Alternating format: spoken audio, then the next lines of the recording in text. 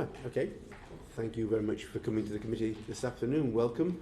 This is first of a evidence session we're taking with regard to building regulations and fire safety. Before I come over to you, I'll just ask members of the committee to put on record any particular interests they may have which are relevant to this inquiry. I'm the Vice President of the Local Government Association.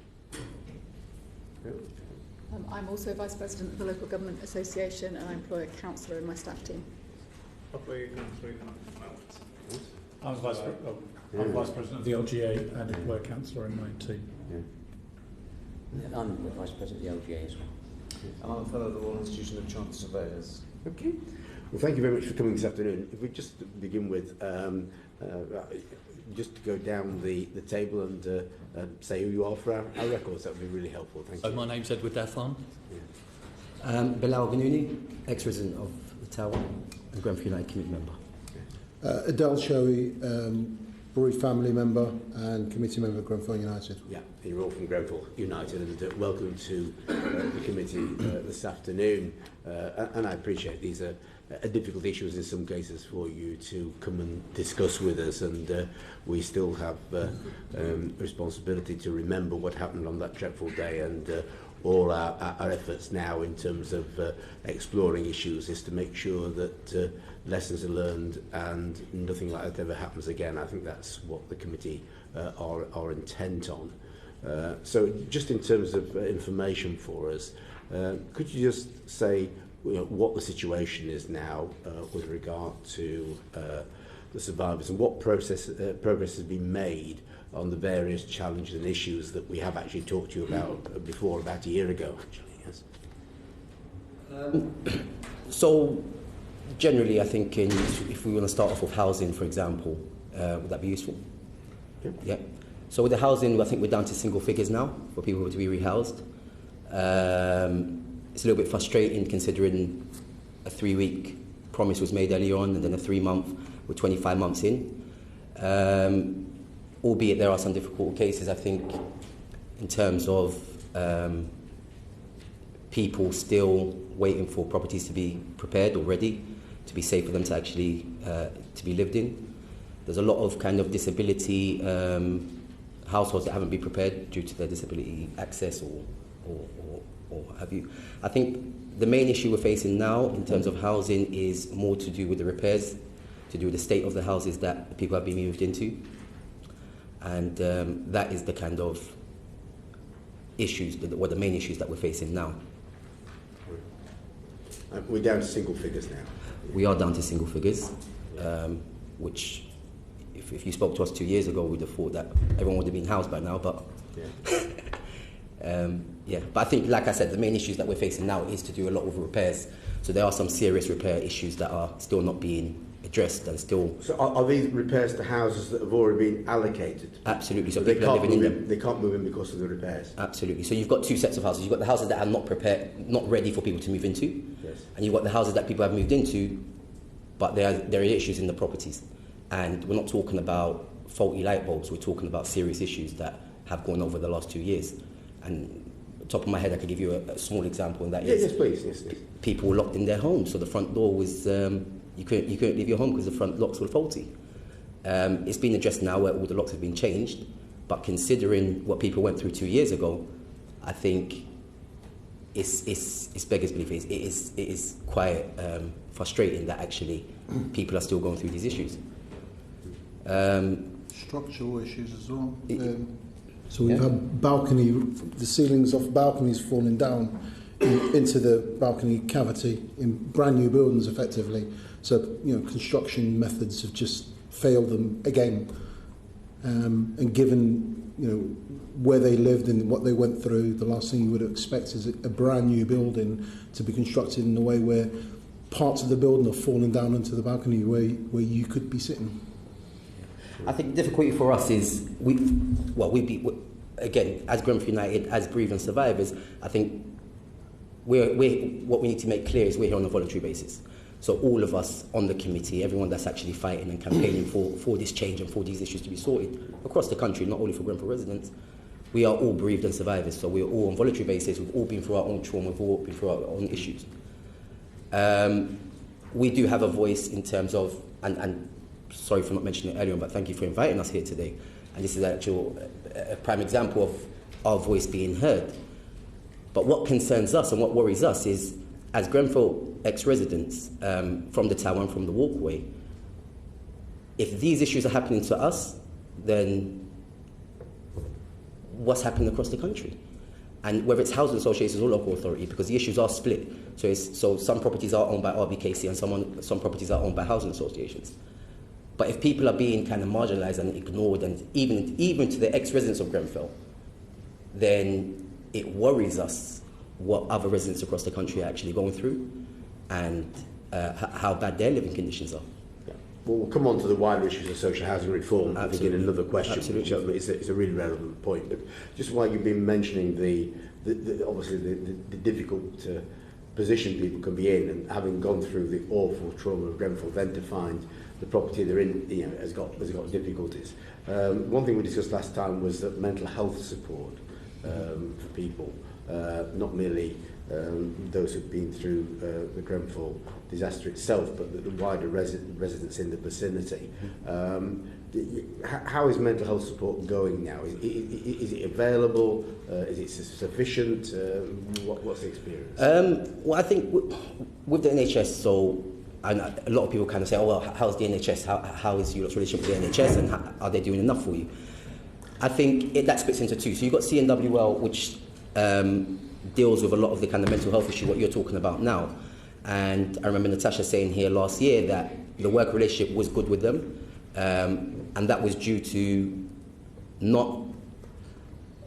it was due to individuals within the trust. It was due to building relationships. It was due to red tape, and Natasha mentioned this last year.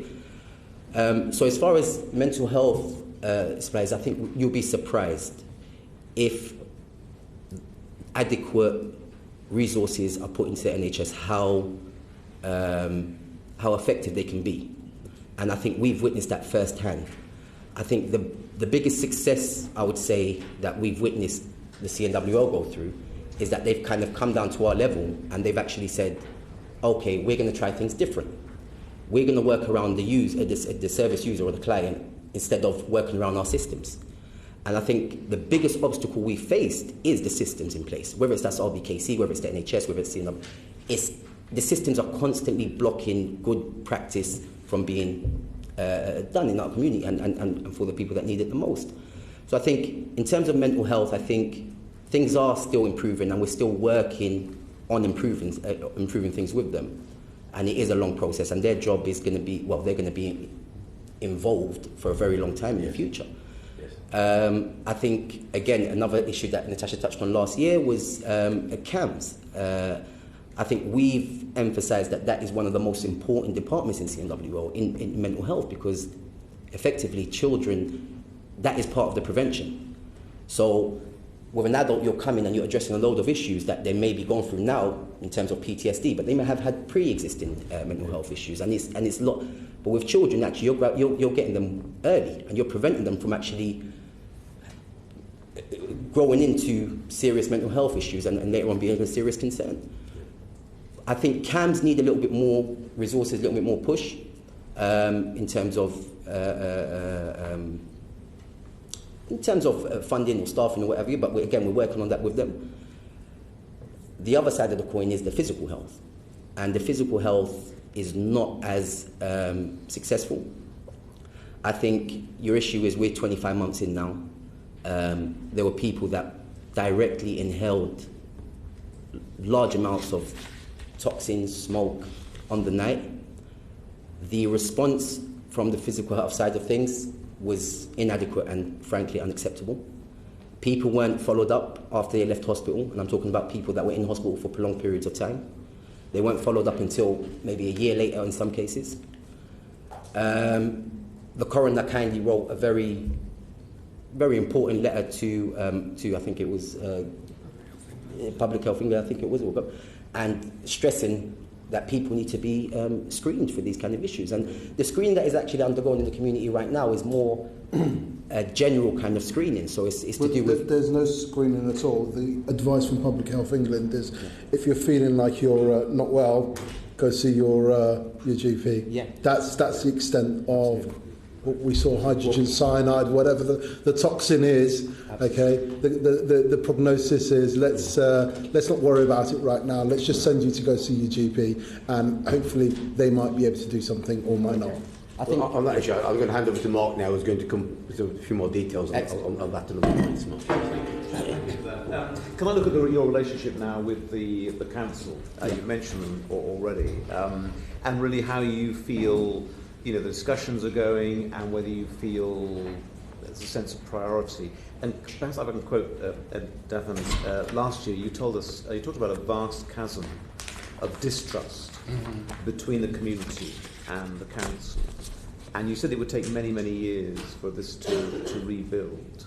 I mean, perhaps I'm quoting you. How do you feel? Do you feel that relationship has moved on?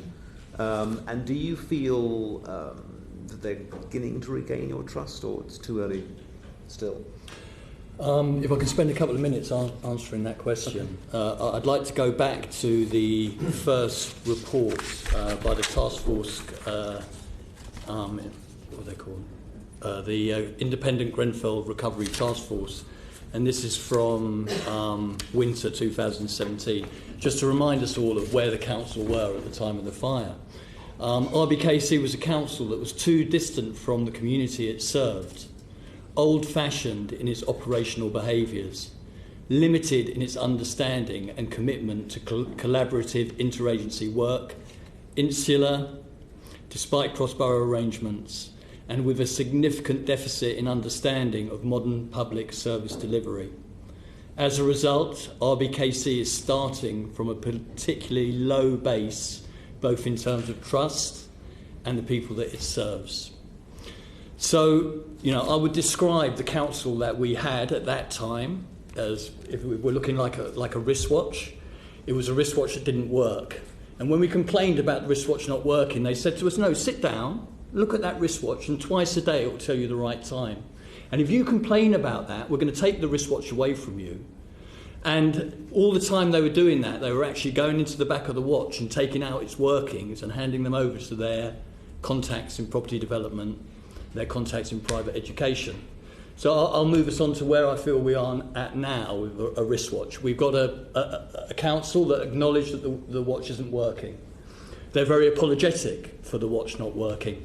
They're publishing lots and lots of manuals, got a housing strategy, a Grenfell recovery strategy, our council plan, on how the wristwatch can work, and yet when we look at the wristwatch, it's still stuck and not working.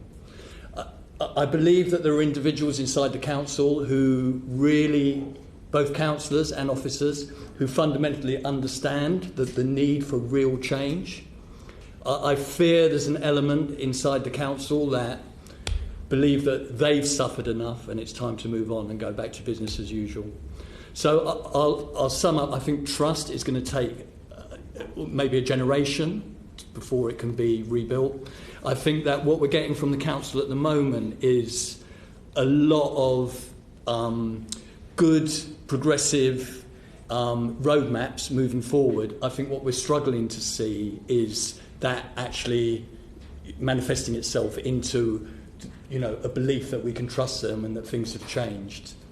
Do you feel, because there's two elements there, there's whether there's a competence to do the job they're tasked to do, and there's also about the relationship as to whether, at a personal level, you feel, and you as residents feel, that actually these people have had a change of heart, that the wristwatch is indeed ticking as it should be. You seem, from what you're saying, that you feel that maybe the competence bit now is getting where it would, or heading in the right direction. What about that second part? So I would say that, I would say there was actually a difference in our dealings with national government have led us to the conclusion of kind of a mixture of incompetence, indifference, and throw in Brexit, and you're just getting absolutely nowhere.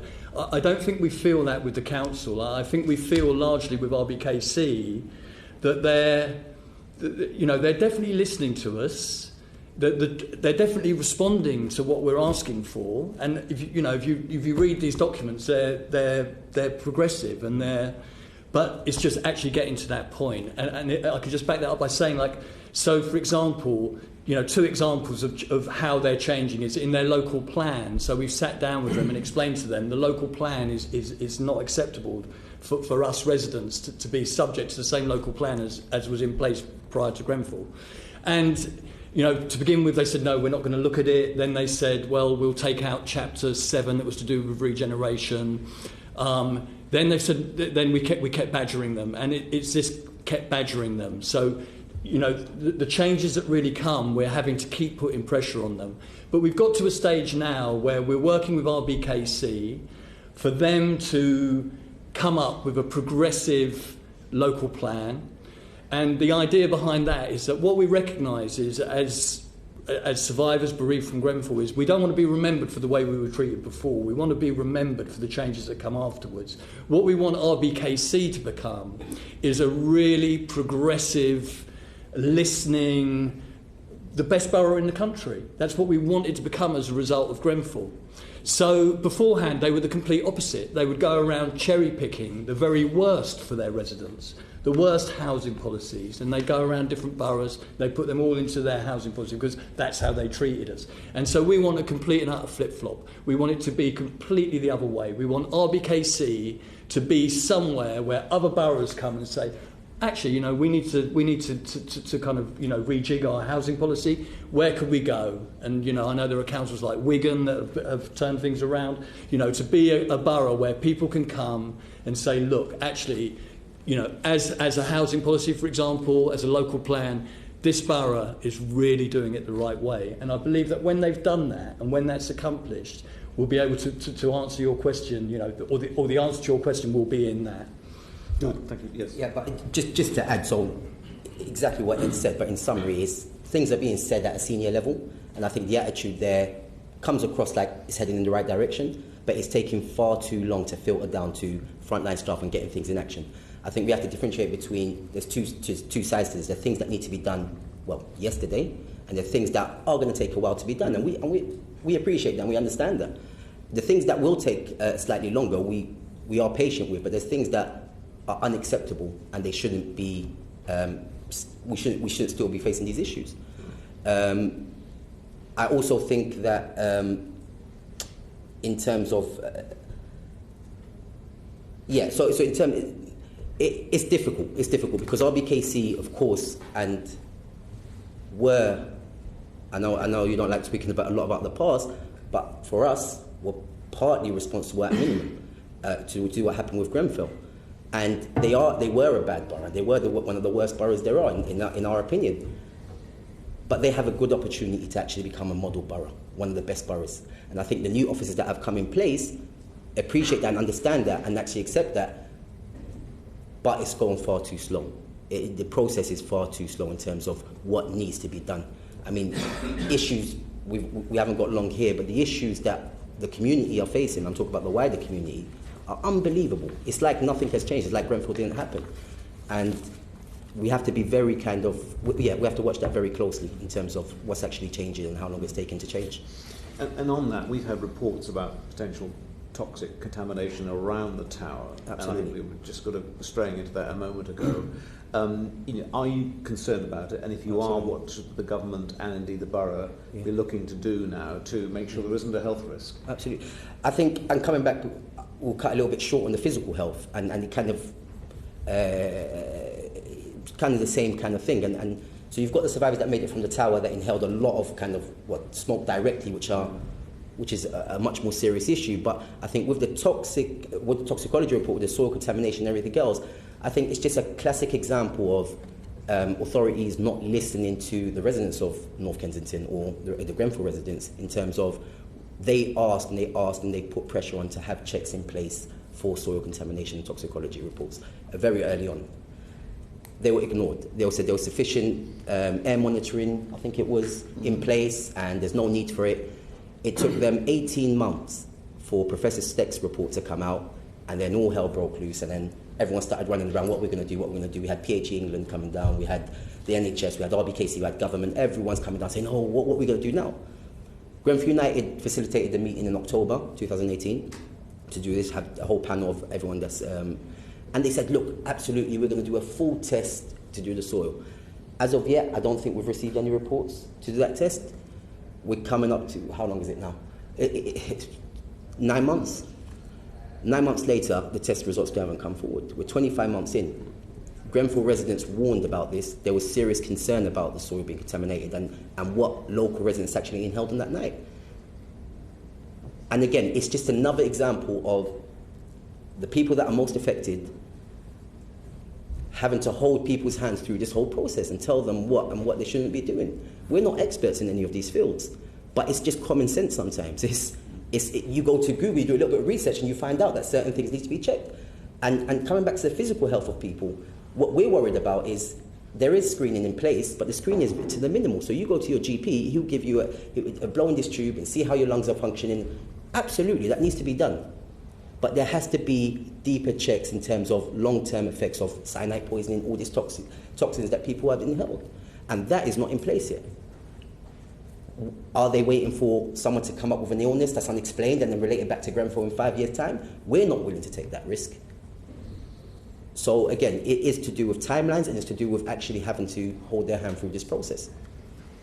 If we talk about the response today, it's been very much how can we put a process around a response rather than dealing with the issue? As Bellal said, in reality, we just need to bring some common sense to the table here and accept, actually, we don't know what was burnt. Some of that stuff was, it was a cocktail of chemicals. We have to accept that telling people to go back and see their doctor if they're not feeling well is just not acceptable. It's not right, and something fundamentally different needs to be done.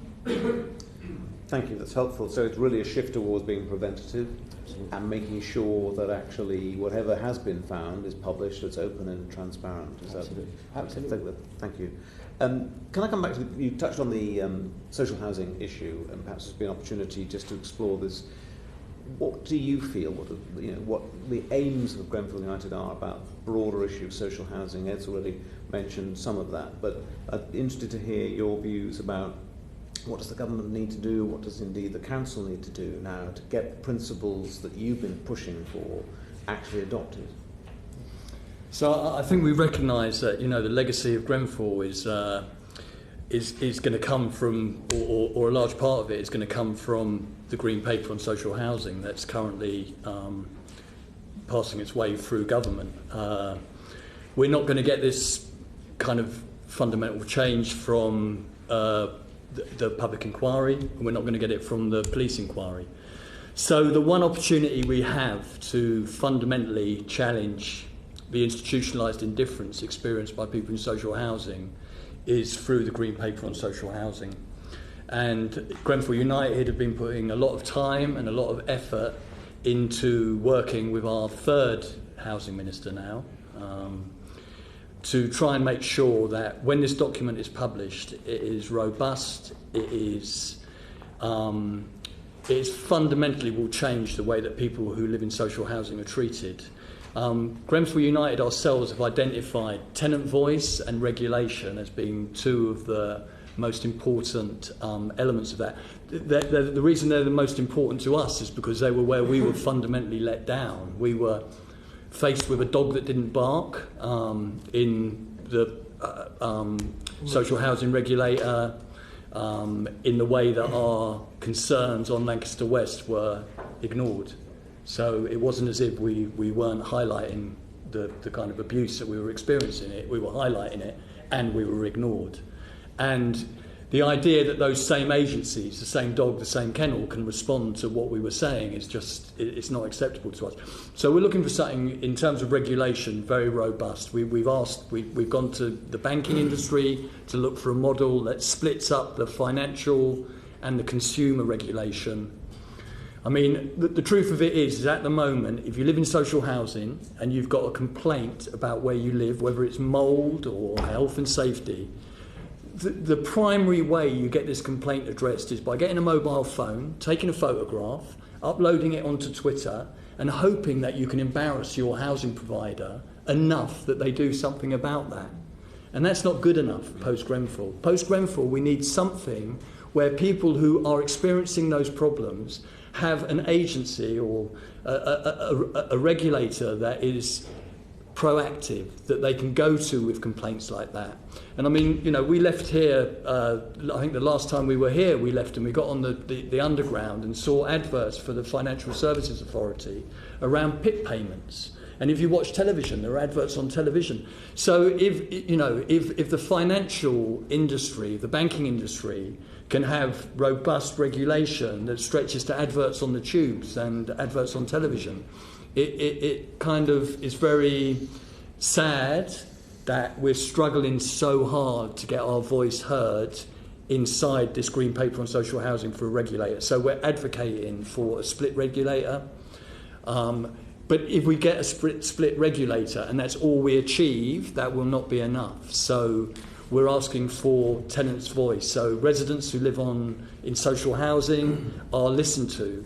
And, we did some work a little while ago with Shelter, and there was a commission set up that was cross-party, that had Baroness Varzi, Ed Miliband. And what I really believe is that inside this document here, there are a lot of ideas that can be carried forward and should be looked at and implemented in the Green Paper for Social Housing. I'm not saying that this document should act as a template. I'm just saying that there's a lot of good ideas. And my feeling is that, a lot of hard work has already been done for the government. All they need to do is really pick up this document and implement some of the findings from there. But I think what we're faced with is we believe that we're going to be badly let down with the Green Paper on social housing, that it's not going to be the document that we hope it's going to be. And then, that will feel like a failure to our whole community, and it'll be letting down the lives of 72 people that didn't make it out of Grenfell, because, Parliament needs to create something, a document, that really makes a difference. And we can't do that. We can only come and advocate for that. It's up to Parliament, it's up to housing ministers, it's up to secretaries of state to roll up their sleeves, understand what's needed and deliver. And we're sick and tired of being told by ministers that government's difficult, government takes time, because life's difficult. Life isn't easy. But if you want to get something done, you can do it if you apply yourself and set your mind to it. And I use the example of Hillsborough and Andy Burnham. So, look, we know that things can be done. So it's up to people in here to show the will and the determination and the perseverance to deliver for us. That's what we're asking. We've got a couple of other issues like freedom of information. So, we're told currently that the difficulty in applying the Freedom of Information Act to housing associations is that they will be bought back. The housing association debt will be bought back. The public sector will start inheriting the housing association debt, which doesn't make any sense to us at all. The most important thing is that people who live in social housing have access to the information concerning their fire safety reports and the issues that really concern them. So we're a little baffled why we're being fed. It looks a little bit disingenuous, some of the reasons we've been given why. We've even been told that, housing associate, the reason the consumer regulator could not be implemented is because it will bring housing associations back into the public sector debt. So we'd like you to investigate whether that's true or not. I did ask James Brokenshire in our last meeting to send us details, and we haven't received it yet. So anyway, I hope that's helpful. That's very helpful indeed. If we talk about, we talked about the FSA earlier on and banking regulation. I think it's an important concept to just to cover quickly. We have the banking regulatory structure that now because of the global financial crisis. Well, to us, Grenfell Tower was a housing regulation scandal. And we had the will, we had the people get up and get things done in the banking sector because, well, frankly, it mattered to the people who were involved in it.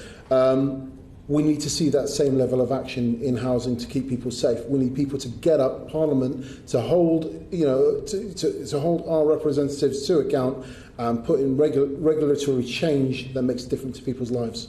Thank you very much. Bob, you've got to follow up on that and then Matt as well. I've got a couple of issues that I just want to cover as you've raised the Green Paper because that was published a year ago, almost now. Specifically on the powers of the regulator, can I invite you to just inform the committee what you think the powers of the regulator should be, in your view?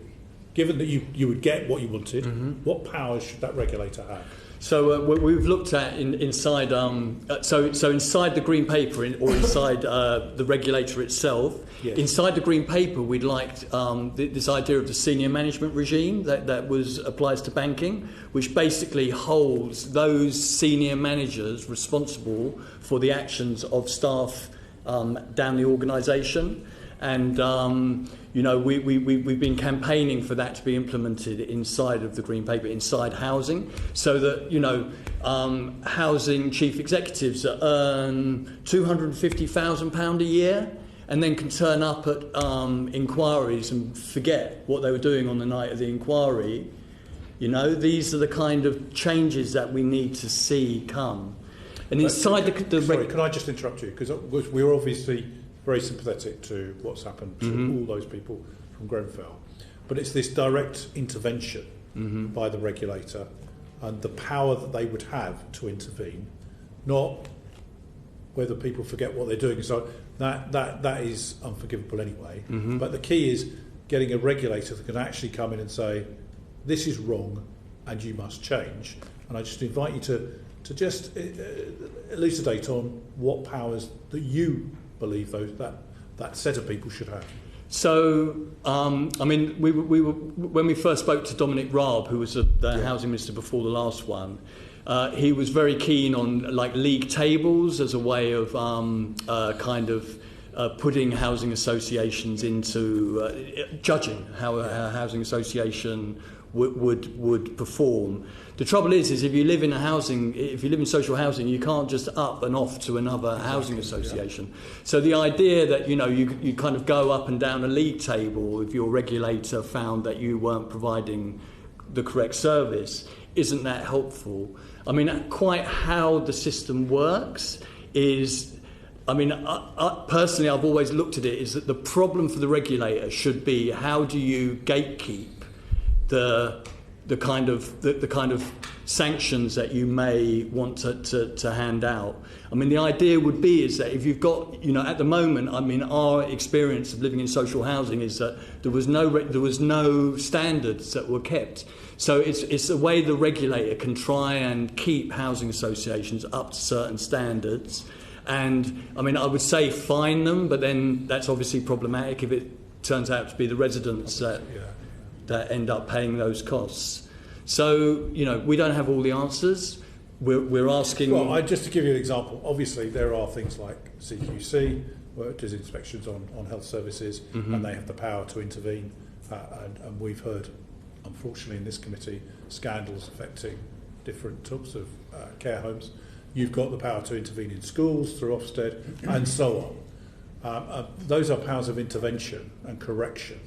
Would you like to see those mirrored in a regulator? Most definitely. I mean, look, we have that. We've experienced of the ombudsman, and kind of like how the ombudsman has a lot of power, and unfortunately, but it's a very slow process. I was just going to say, it takes a long time to get your complaint to the ombudsman, but they do. They publish their findings publicly.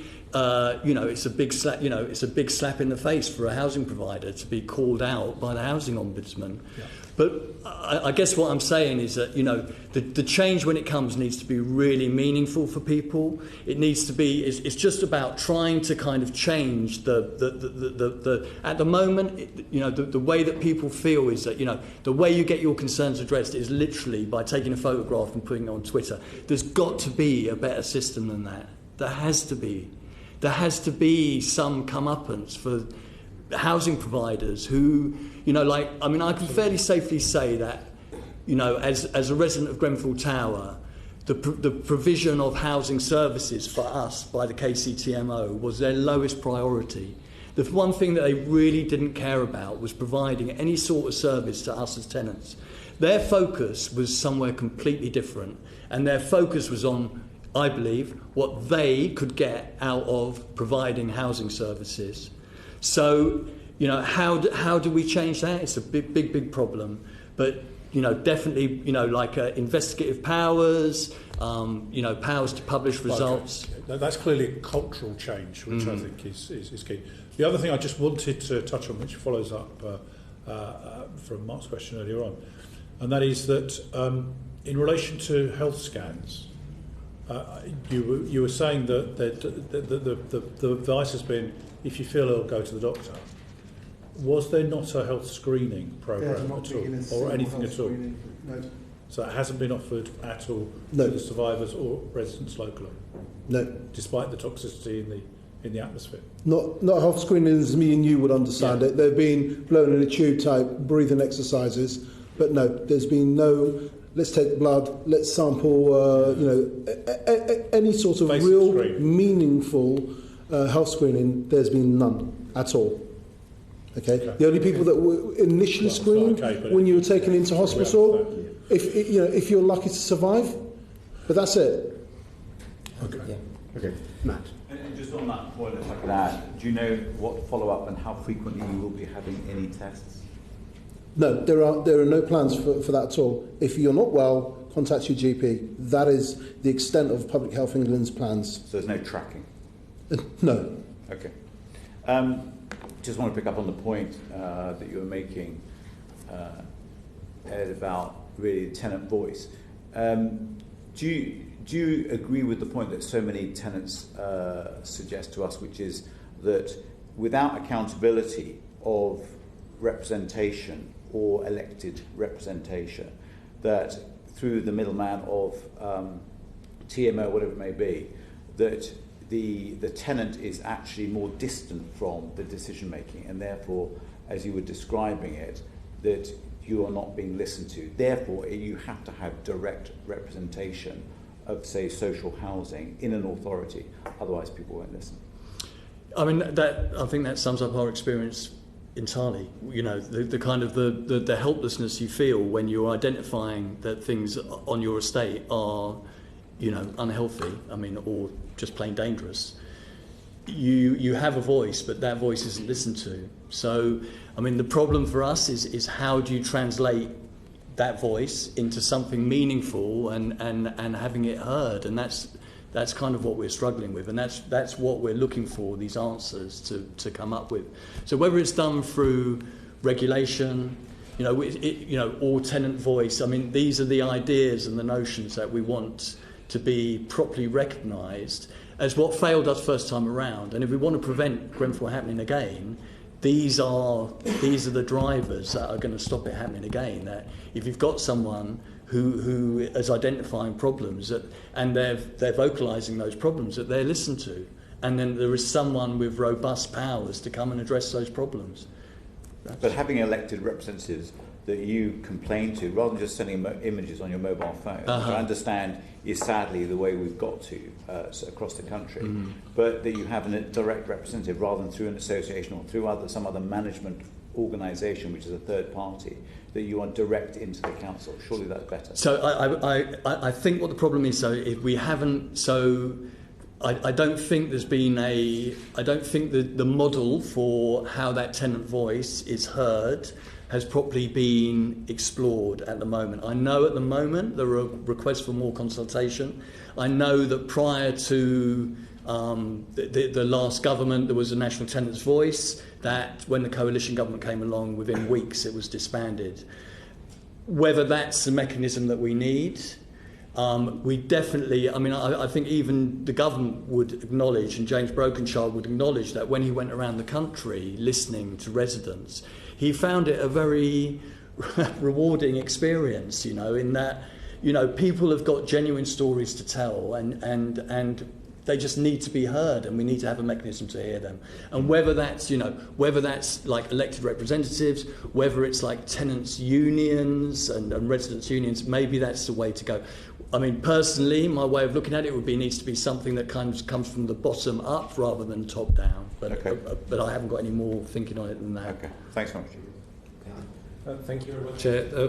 First of all, thank you very much for coming to address our Select Committee on behalf of Grenfell United under what I can well appreciate are very difficult personal circumstances.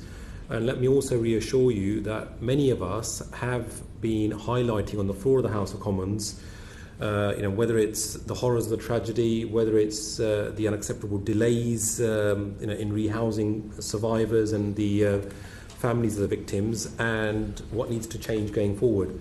But in terms of today's questionings, what I would like to concentrate on is the government's response and its action on cladding. So, Mr. Daffarn, if I can start with yourself, what is your assessment of the government's efforts thus far to remove cladding from residential buildings? I'm going to hand this over to Adel with your permission. Yeah, okay. Can I just say one thing? Is that, my understanding is the primary job of government is to keep the people safe, and I believe that our government are failing to do that. Okay, so to be brutally blunt, 2 years after the worst fire since the Blitz, the government's inability and reluctance to recognise the scale of the problem means it's still playing fire. You'll pardon the pun. There's nothing funny about that at all, but continuously placing people's lives at risk by not dealing with the scale of the issue is horrifying. Okay. Would you like to add anything else, Mr. Gueuni? Well, I mean, we could talk about, they've got plans on what to do, but are they adequate? So, for instance, they've had the Hackett report, which had some really good findings, really good recommendations, but the way it's being implemented seems to be, cherry picking and damage limitation. It's if we talk about cladding, for example, ACM, we're focusing on ACM only because that's going to resolve all of our problems, and suddenly we're not going to have flammable buildings because we've dealt with ACM. But we know that they've had reports since October 2018 talking about the dangers of other forms of cladding, and they still haven't dealt with them. Again, the importance they place on everything seems to be about the process of testing, etc. They have these reports from establishments like BRE that tell them this stuff is dangerous. Okay, I'll fully take on board what you just said about dangers outside of ACM cladding, but let's concentrate on ACM cladding. The government would say that in the social sector that they've announced a £400 million fund to replace ACM cladding, and they did that in May 2018. And in terms of the private sector, I think it was a £200 million fund for the removal of ACM cladding.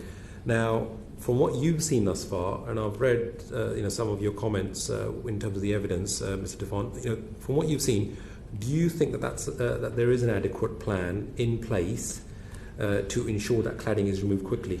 So hold on. So 1 second. So that social housing plan was only put in place almost 12 months after the fire. I mean, you all saw it on television. Some of us were there live. And is that acceptable? Can we say that 11 months after such a devastating fire, knowing what had caused it, that it's acceptable that we wait 11 months before we do something about it in social housing, and then we wait a further 12 months before we do anything about it in private housing? So, again, people tell us that government takes time, but this is too big. This is too big to just ignore and shuffle under the carpet and hope to limit the damage caused by a legacy of dangerous building, allowing dangerous building practices. We should have been doing something about this in the months immediately after Grenfell, not waiting up to 24 months. And then, even then, so we've got this wonderful fund of 400,000, we've got this wonderful fund of 200,000. When's this stuff going to be removed? We still don't have a date for when people are going to be safe in their homes, let alone when we're going to deal with high-pressure laminate and all the other, which actually high-pressure laminate supposedly is even more dangerous than ACM, even more flammable than ACM. So when are we going to deal with that? Yeah, I think what's important to appreciate from what we want to actually put across to you is you need to understand why this is so important to us. I think a lot of people are putting their faith into the public inquiry, into the criminal investigation, but also this is a form of justice for a lot of the previous survivors, and that is to have fundamental change. And 25 months on, there's some things, and I know you mentioned the 400 million, it came too late. And we had to campaign for that, we had to petition, we had to fight for that, literally meeting after meeting, hour after hour. We come from different professional backgrounds. We're not experts in cladding, we're not experts in social housing, but some things are just so obvious that we struggle to understand why they weren't done immediately. And us still talking about these issues 25 months in is unacceptable. There's so many other issues that are wrong in systems and local authorities, housing association, government. We haven't even come to that. Because I know there's a word is make people feel safe in their homes. No, it's actually make people safe in their homes. Yeah.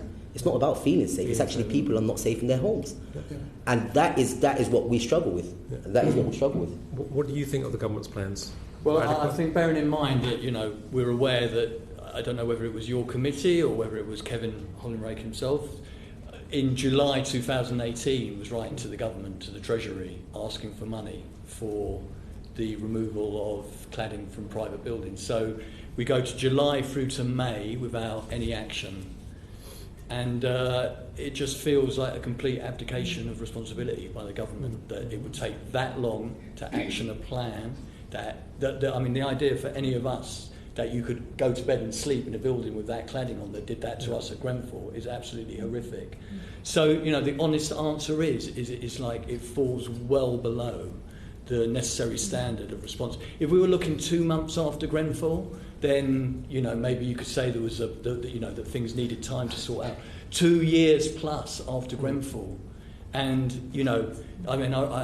one of your letters or reports about the testing mechanism, the rig that they tested the cladding on was broken, so nothing was getting tested. I mean, there's a casualness, there's a lack of focus, and, every single night they are playing Russian roulette, because while this cladding is still on buildings, Grenfell 2 is in the post, and we said that last time we were here. It is only luck that has prevented another Grenfell happening. It is only luck. Yeah. There is 100% chance that fires will occur inside properties. All that needs to happen is for that fire to get outside the building and into the cladding, and you will have Grenfell 2. Yeah. And the government are not going to recover from that. The government basically just about recovered from Grenfell, but they won't recover from Grenfell 2. People will not put up with that. 2 years plus of inaction is mind-boggling. I appreciate what you just said, and in terms of there are many councils, for example, within my own Slough constituency, where councils are asking for funding in terms of the remedial works that they've undertaken or they would like to undertake in terms of cladding. And I note obviously what you've said previously in terms of your written submissions as well about Grenfell 2 very much being in the post unless swift action is taken. Now, you've partly answered the question, but just for the record, do you feel the government is receptive to the concerns that Grenfell United continues to raise about the use of cladding on residential buildings? In a word, no. No, we don't. I mean, across more than just the issue of cladding itself. So, for example, we feel the one-size-fit-all rules that they're trying to implement in this new regime that they're proposing just won't always work, and that we need to look again at what types of buildings. So, for instance, 18 metres. The 18 metres. That's where we'll define. You can put combustible fueling on your house, and if it's below 18 metres, above 18 metres, then it's fine. It made no difference to Barking. It made no difference to St Albans 2 days earlier. That was an ACM fire, I believe.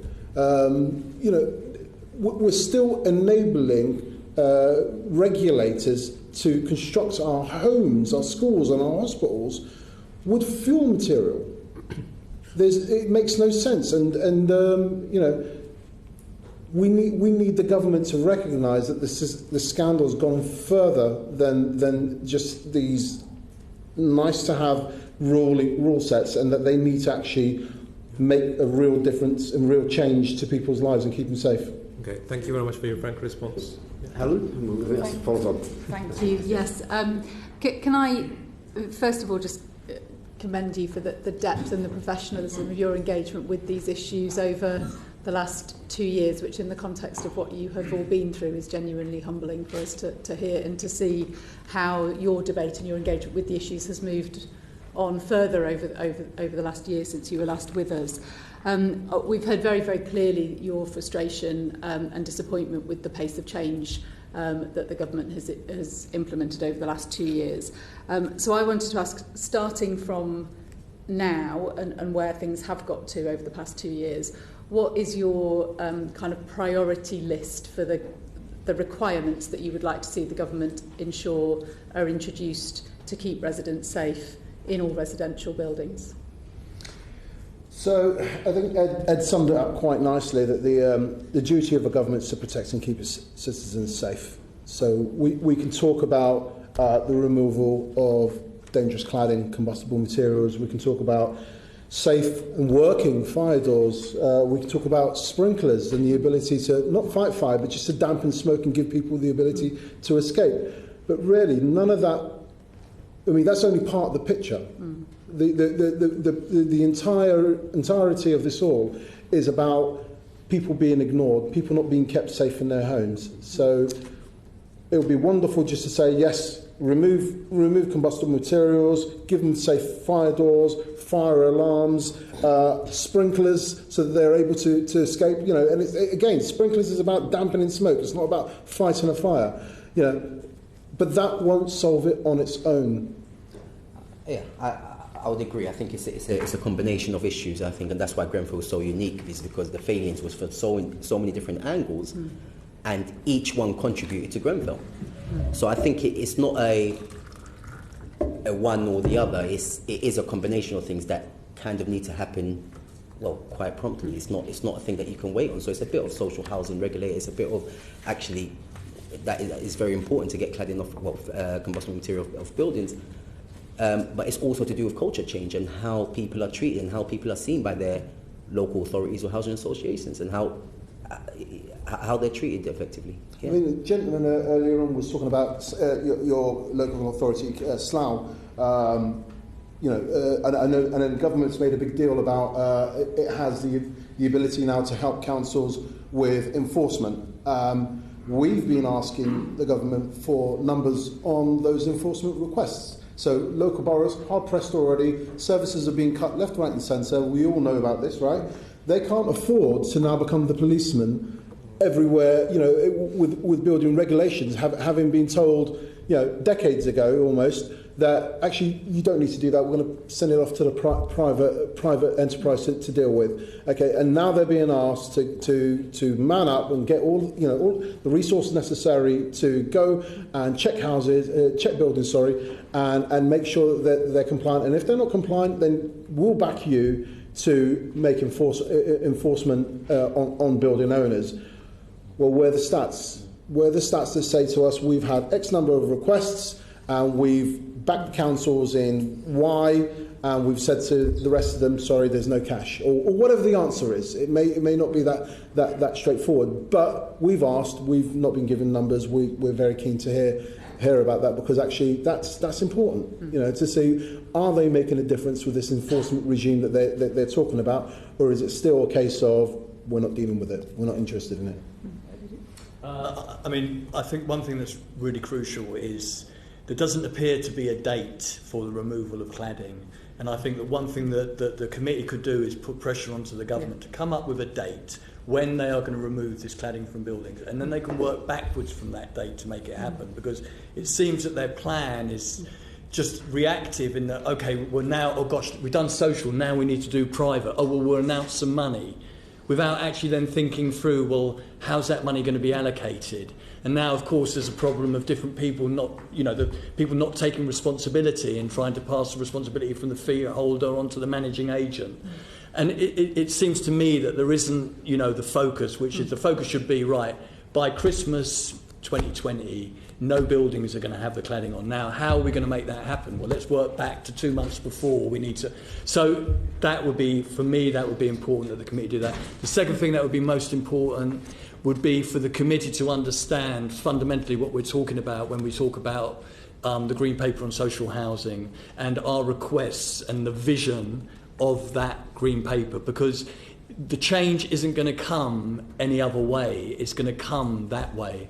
That was a way we were promised by Theresa May when Sir Martin Morbick said that he wasn't going to look at social housing within the public inquiry. This is our opportunity. When we first met with Dominic Raab, we set the bar so high for him in terms of our expectations. And since then, we've seen the bar just be lowered and lowered and lowered. Time passes, you know, justice delayed is justice denied. And now we fear that, you know, when this Green Paper is released, it's not going to be visionary. It's not going to be a legacy. It's just going to be a kind of really, you know, poor answer to what really needs to be a kind of a fundamental watershed in the history of social housing in the UK. Thank you. But sorry, can I just add on that? We also need fundamental, like we need sincere commitments from government, from people for change. If you go up and down the country and you see the way people are living and the way people are being treated, it is unacceptable. Now, ministers may change, people go and come, but I think what's important for them to understand is we ain't going anywhere. We have a community of 10,000 people. And once we're gone and we've had enough and we're drained out, people will take our place and carry on this fight. It needs to be changed, and this kind of delaying and kind of, well, put a little bit there and drip feeding us bands here and drip feeding us some cladding off there, and it's not going unnoticed. We notice what's happening, and it's unacceptable, to be honest. Thank you. Kevin, you're following. Yeah, just Adel, you mentioned about removal of combustible materials. The government said in future there'll be no combustible materials in buildings over 18 metres in height. But the remediation fund for removal of cladding doesn't necessarily replace the insulation as well. So you could remove ACM but leave insulation. Does that strike you as a bit odd? It does, but it's interesting because the new regulation regime that they're consulting on now talks about the whole wall. So I'm less concerned about that on new buildings as I am for remediation fund necessary for removing it off existing buildings, really. Does that make sense? Yes, absolutely. So you would have concerns about that? I do have concerns about it, yeah. I believe that the remediation fund is looking at combustible materials beyond cladding, but I haven't had a straight answer to it either, and it would be great if this committee could extract that. Good. Okay. Thank you all very much for coming to the committee again. As you say, it's been a year since we last saw you, and there's clearly been some areas where progress has been made, but I think what comes across very clearly to the committee is there are a lot of areas where if it is being made, it's been made far too slowly, and that's the point that I think you want us to take away, and we'll follow up on. Absolutely. Thank you very much for coming. Thank you.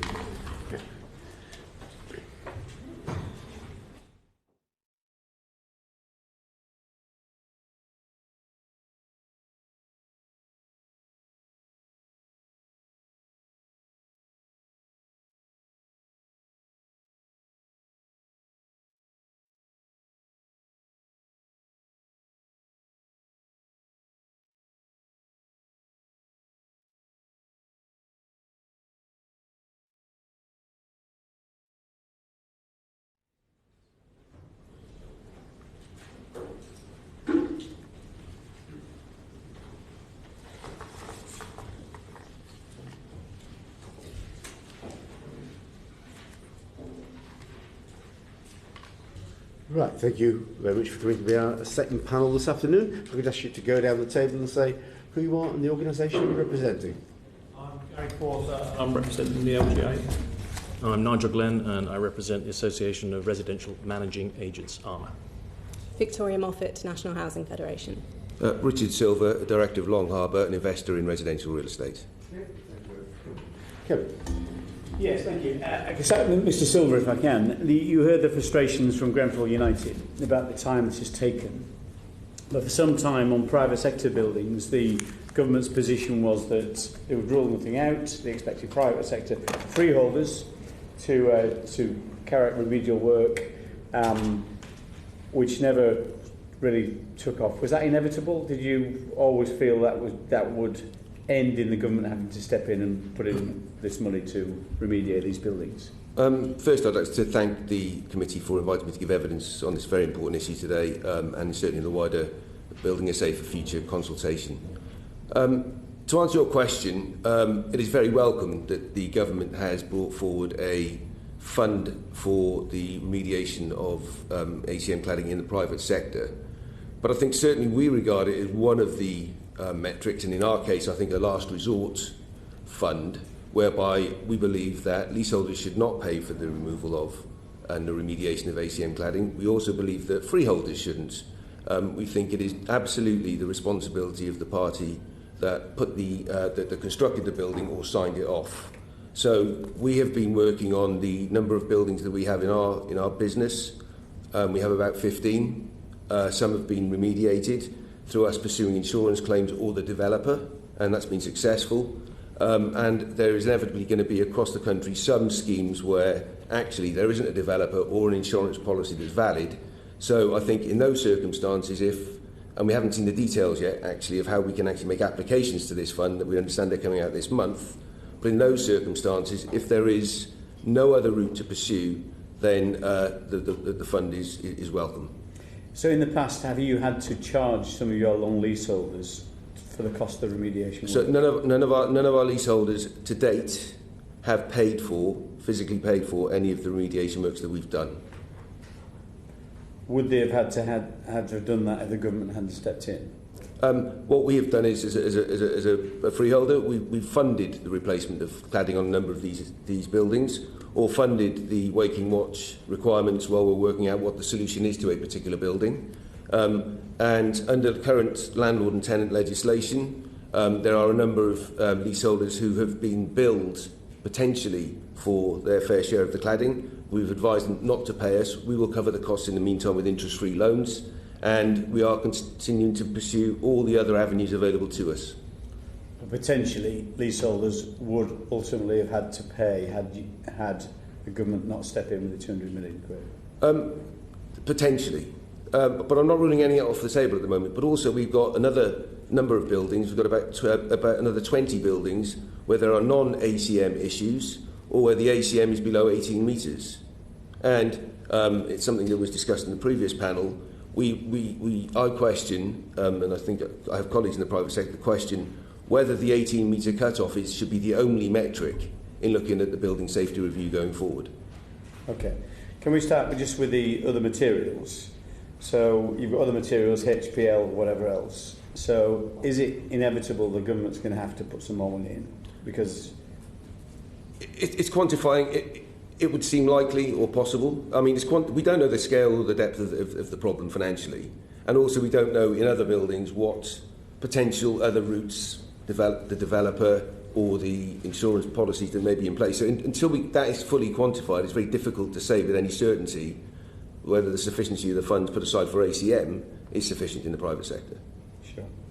Any points to add that we wrote?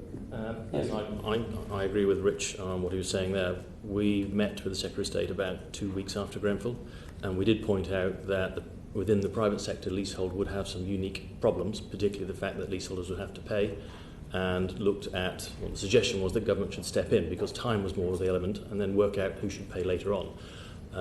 To be fair, there were other committees which I was involved in trying to find other ways for payment to be made, such as a small re-pool for insurance, or maybe a charge on building permits and so forth. So there was other work going on which would have delayed things because we want to see how those worked out. The idea there was to put a fund up for not just Grenfell, but if this ever happens again on something else, that there would be a fund available for people. Unfortunately, those fell through. But that's one of the reasons why it was a little bit delayed. Yeah. Just in terms of the fund itself, is it clear, I take it from your comments, Mr. Silva, that it's not clear how it's going to work yet? Is it how readily available are the funds going to be, for example? Do you know that yet? The minute detail we have not been appraised of yet. However, we have been made aware that it is unlikely to cover some of the ancillary costs in relation to where we've got to today. So until we know what the right solution is for a particular building, and every building's got a different solution depending on its age and build quality and so forth, then we don't know, for example, whether the cost of the waking watches will be covered. And there are other things, but the detail hasn't come out, so I'm reluctant to go into too much detail until we do see what is available. Okay. Any other concerns? I understood waking watches definitely weren't included. From what Exactly. But I don't know what else is not covered. Any other concerns similar on these issues? Yeah. Sorry if I can step in again. Our big concern is that once we start taking the cladding down, what we will find behind that, particularly compartmentalisation. So will funding be required for that? And again, will that fall on the leaseholders? Because if so, we could again find ourselves with a building with cladding removed, exposed to the elements, and 2 years fighting through the courts about who should pay again. So you still think it's possible that maybe bills for leaseholders as a result of this remediation work? I believe it still is an issue, and I don't think the 200 million is enough, I'm afraid. We have about 6,800 units, homes, under cladding in Armour, and on average they cost 1.6 million. Sure. So that's 124 buildings we can do for that money, and that's not enough. Okay. While I've got you, Dr. Glen, so the government's announced changed its definition for the people responsible for carrying out the work from building owner to responsible entity, which some are interpreting as saying, some freeholders now saying, okay, that's not our problem anymore. We can pass that on to the managing agent. Is that a concern you hold as well? Or? It's a huge concern. I saw the letter from the chairman to the housing minister. That is what Section 24 is all about. So if you are trying to get rid of a bad landlord, you put the managing agent under the first tier tribunal in their place. But this would be very, very worrying for a managing agent. Contrary to sort of popular belief, most managing agents are small family affairs, and they could not afford the responsibility of doing this if it's put on them. And what could that mean for that family managing agent? They would have to withdraw if they can from that. And if they couldn't withdraw? If I had that firm, I would shut it down. The liability is just too much. Okay. So in terms of the interim fire safety measures, the walking watches, all that kind of stuff, who's got the liability for those costs at the moment in your blocks, Mr. Silva? Who pays for those at the moment? Waking watches? So the solutions we've got 15 ACM above 18 metre blocks, and the solution for each one is different. Where there is a proactive and responsible developer still around, they've stepped in and they contribute to the cost to get the problem solved holistically, which includes contributed or paid it all. Paid it all. Okay. Where there is no developer around, but there's an insurance policy in place, but it's been problematic to make a claim under that insurance policy. We had this particular issue in Haysmore Heights in Liverpool, where we as freeholder funded all of the costs, including waking watches and ancillary costs, to get that building fixed, and that was done and fixed last year. We still haven't been paid out under the insurance policy yet, but we're very confident we will. So again, there's lots of different solutions depending on the age, size, development of the building and the insurance that's available. And are there some where the leaseholders will have to pay? Well, it depends, again, from a freeholder's perspective, what financial resources they have available and what they can do. We've publicly stated that in our portfolio, no owner-occupier will lose their apartment or a flat over an ACM cladding issue. Mm-hmm. And so I again, would loathe to be too precise what that means, because it could be a solution that we look to finance that over the very long term. We have the ability to raise capital as a freeholder in different markets and pay for it and amortise that cost. So, yes.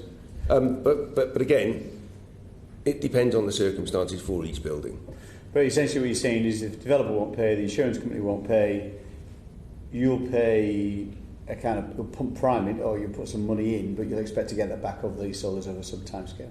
Well, we would expect to get it back through whatever resources we could, and it depends on the scale of the problem. So an owner-occupier, quite precisely, is in a very different position to a financial investor that's bought half a block of flats as a business enterprise, where they will have different tax breaks and different solutions and frankly, will have taken a different risk profile as opposed to living in the flat as their home. And so I think we make the distinction there, but we don't have any hard and fast rules. We look at each case on its merits. Sure. But there's no contractual responsibility for you to pay for it. Is that what you're saying? And therefore, typically the contractual responsibility for the maintenance and ongoing reparations, and including fire risk over the life cycle of an apartment block, is the leaseholders. Thank you. Tan. Thank you very much, Chair. My questions are more for the Local Government Association and the National Housing Federation. Within the social sector, the government has announced the £400 million fund to replace ACM cladding, which they did last year. Now, we've already heard what Grenfell United have had to say. In your opinions, are you actually satisfied with how that scheme has been operating in practice, Lord Porter?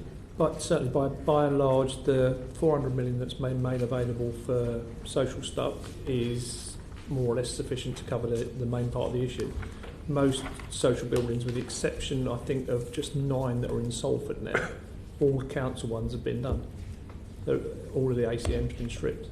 So unlike Grenfell United, you're actually pleased with how the scheme's been operating? I'm pleased that they reacted to our request to put the money on the table, and I'm pleased with the relative ease in which that money has been distributed. Unusually for government, it was fairly easy to get it out of them, as opposed to having a big panic on the bureaucracy that was going to be built around it. Like I say, the only ones that I'm still concerned about as a council leader are the 9 Salford blocks, where they were built under PFI, and they've fallen between the 400 million for us and the 200 million for the private sector.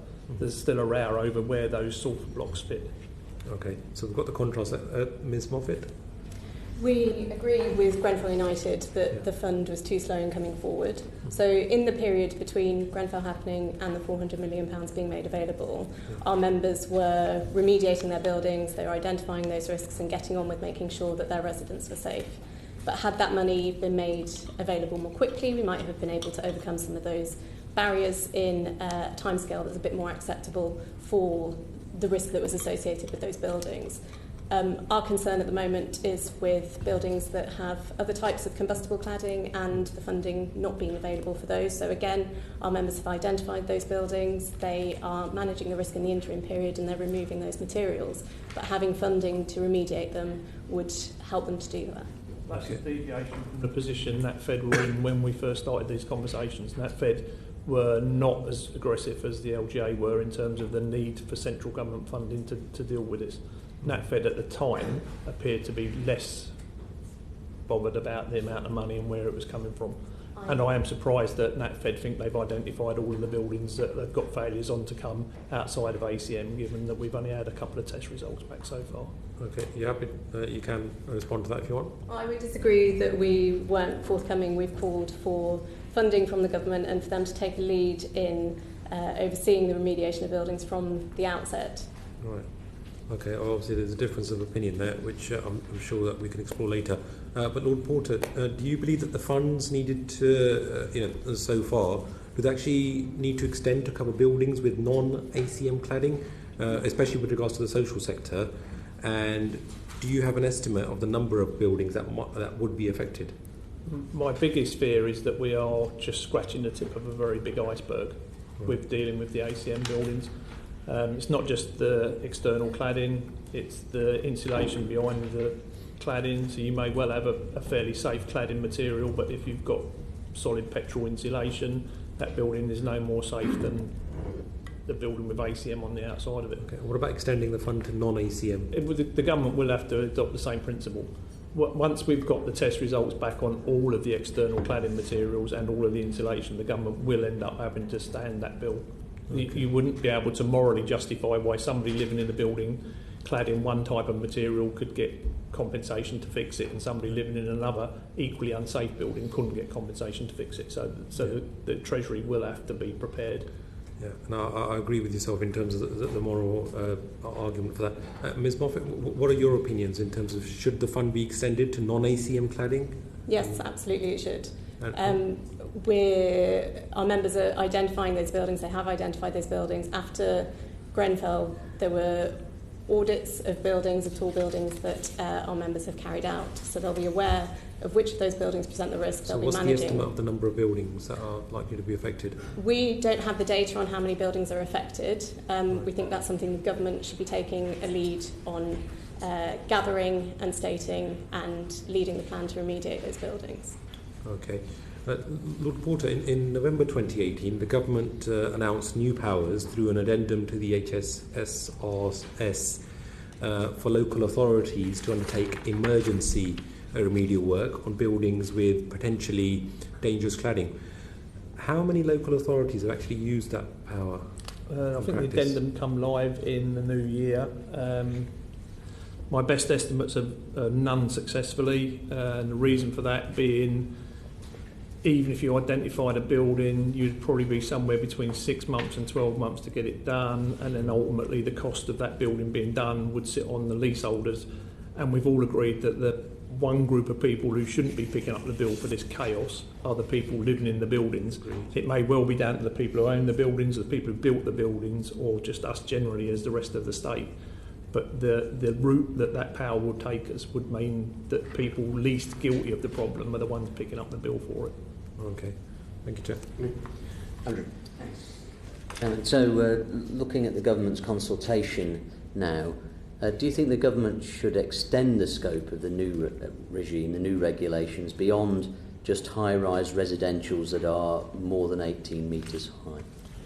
Yeah, I mean, we've made the case where the height is a bit of a red herring, really. It's the complexity of the building and the complexity of the needs of the people who live in the building.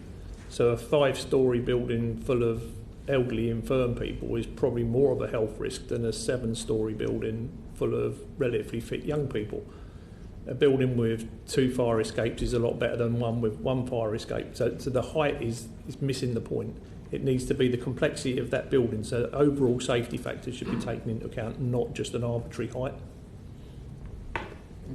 Yeah, I agree with that. I was on one of the Hackett working groups, WG8, and we were identifying that there is a range of buildings, so that the proverbial one would be a flat over a chip shop is obviously extremely at risk. So as Lord Porter says, height is a bit of a red herring, and what you could do is come up with a gradation of the risk in each building and manage it from that point of view rather than just purely on height. My understanding of the height threshold is that it relates to how fires are managed. So I think if that is a threshold that the government wants to go with, that's its decision to take with fire experts. However, we do have lots of examples of our members who are looking at buildings in terms of risk in the way the other witnesses have described. So looking at who lives in the building, what other factors need to be considered, and understanding the risk and managing it associated. Richard? Yes, I agree with all the previous comments made, and I think there needs to be a risk matrix for each building to understand exactly what the right solution is.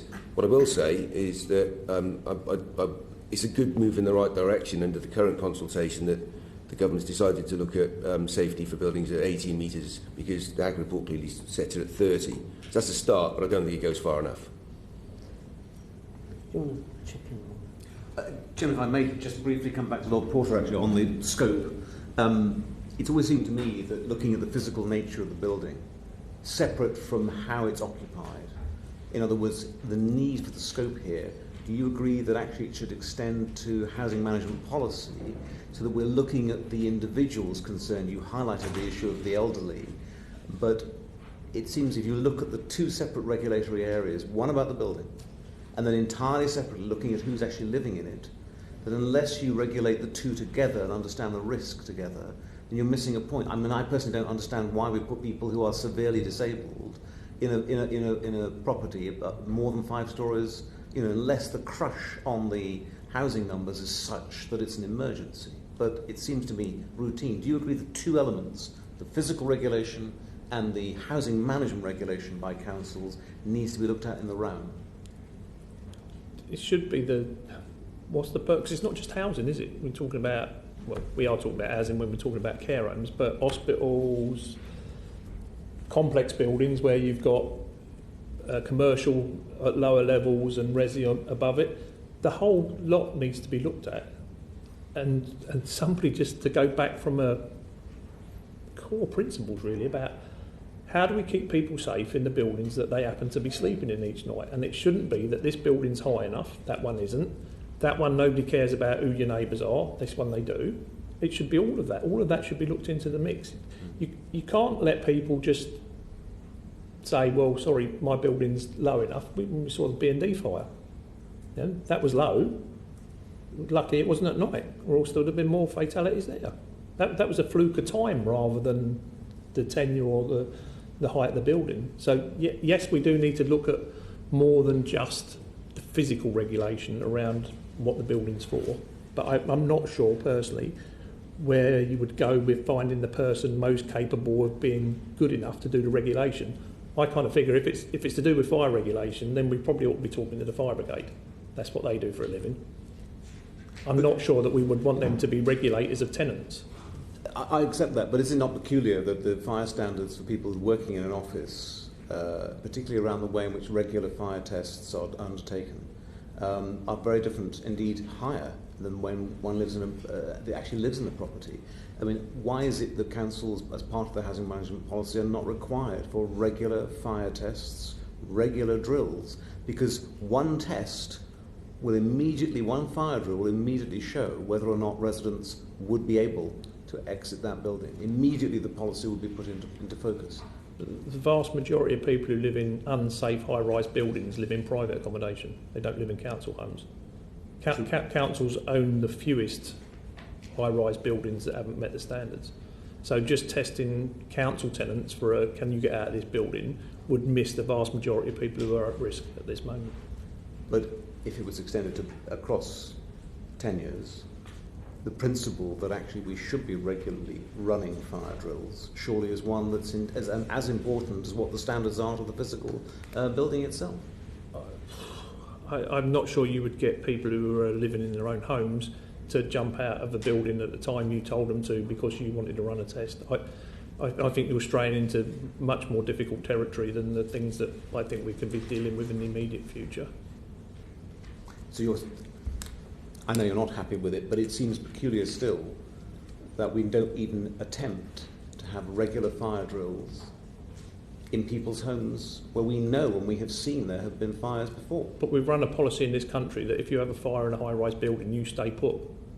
You don't evacuate the building. That's the whole point to where we've got to. We've now got a policy that we thought was the right policy to adopt that's now been proven to be not the right policy. Well, so you're saying that staying put isn't the right policy? Clearly, if compartmentalisation of a building has been compromised, then staying put isn't the right thing to do. But the chaos that you would have evacuating the 22-storey building with only one access in the pitch darkness of night with the panic of a fire and the toxicity of the smoke that was going into that building, I'm not qualified to say whether it would have been better or worse for people to stay where they were. I would have no idea of how you would quantify the number of casualties that you would have had if you had evacuated that building as soon as a fire was seen. So you wouldn't change the scope? I'm not qualified to be able to decide that. There's somebody way above my pay grade who can work out the logistics of evacuating a building in those circumstances. All I can say is I'm glad I wasn't there and my family weren't there that night. Yeah, it was the drill rather than the event itself, but thank you. Anyone else want to comment on that? Before I just wanted to ask just a general question to give anyone an opportunity to identify any obvious specific gaps within the government's consultation rather than the sort of holistic one, which I think we've identified already. Yeah. If I might chip in a couple. Fire risk assessments. I think it would help if they were made mandatory period-wise rather than just when reasonable. Because, speaking as a managing agent, one thing that has happened since Grenfell is there tends to be less argument about paying for a fire risk assessment, but I suspect that will start creeping back again when people start forgetting things, which will be a great shame. And the other thing is also who gives those fire risk assessments, because my members are reporting now that they'll have a fire risk assessment done by somebody who will come in and say, this place is deadly dangerous, you must evacuate it immediately. And the next day, another fire risk assessor will come in and say, no, it's okay, it's manageable. It places you in an impossible situation because, frankly, anybody can really be a fire risk assessor. So I think those are issues that you need to look at. The other thing is on the scope. We applaud the idea of it extending down from height, but I am worried about particularly the initial capacity of the industry, the regulator, to accommodate that, particularly with current stock. So I don't know how many buildings there are over 30 metres or how many there are in the 18 to 30 metre range, but would it be sensible for, in the first year, to say any new build 18 metres plus, anything current to have investigation only from 30 metres plus, and then in year 2, 18? That's something to look at. And finally, the issue there of, I'm afraid, the ugly thing of who pays in the leasehold, because quite a few leases will not allow you to recover the cost of intrusive investigation. So who's going to pay for it? And that will be an issue. So the point there, in a sense, is that whilst 6 stories may seem quite arbitrary for all the reasons we've identified, unless you start somewhere, you'll end up starting nowhere, because you'll say there's too many risks and we must deal with this and we must deal with that, and then you just get overwhelmed with it. Consultation does that at the moment. You've got Gateway 1 is at 30 metres, Gateway 2 and Gateway 3 are at 18 metres. If nothing, there's some inconsistency there where this current document has got 2 different heights. At least if 18 is the right height, even though we think it might not be, make it 18 for all 3 gateways. Any other points from that? Thank you, Chairman. Okay, just moving on to the future proposals then from government about the idea in terms of future safety in buildings, about having an accountable person who's responsible and also a separate building safety manager. Do you support the general thrust of the government's consultation? In principle, it's a really good idea to have somebody responsible, but who? Anybody here fancy being one? Anybody fancy taking on that responsibility? I'm not sure where that responsibility would end up laying, apart from there being an advert in one of those magazines that says wanted, not much work necessary, we pay you a £10,000 fee, but can we put your name on this document? That's the real risk with it, is that it becomes such an onerous position to take on that nobody actually does it for real. It becomes a charade, really. Same as you can get directors of companies that are not necessarily that director-based quality material. I'd agree with Lord Porter on that. I mean, the government pressure, if you like, is towards common hold, towards easier RTM, easier RMC, but this would be absolutely counter to that, because you would have to be, I won't use the word, it would be a very rare person who would be prepared to put their name down as an amateur unpaid director on a common hold board, an RMC board, an RTM board, and potentially end up in prison. We support the principle of there being clear lines of responsibility. From your question, I think you want to explore a bit about the difference between the accountable person and a separate building safety manager. And I think in terms of that, we'd like to see that the proposals just allow for flexibility in how the building safety manager role is carried out, entirely because that's quite a broad job description. Many of our members will have different people and teams of people who already have some of those skills, so they may deliver that as a coordinating approach rather than specifically as one building safety manager. So we just need to make sure that there is that flexibility to be able to deliver it in a way that works for a very varied sector. I think there's two pieces to this. The first piece is if we look forward for new builds, where I think the golden thread of information concept, the 3 stages of pre-planning, construction, occupation, then in phase B, and then the life cycle approach, which is holistic with good information up front, I think then we're more likely to get and a robust regime to sign off on each phase of that.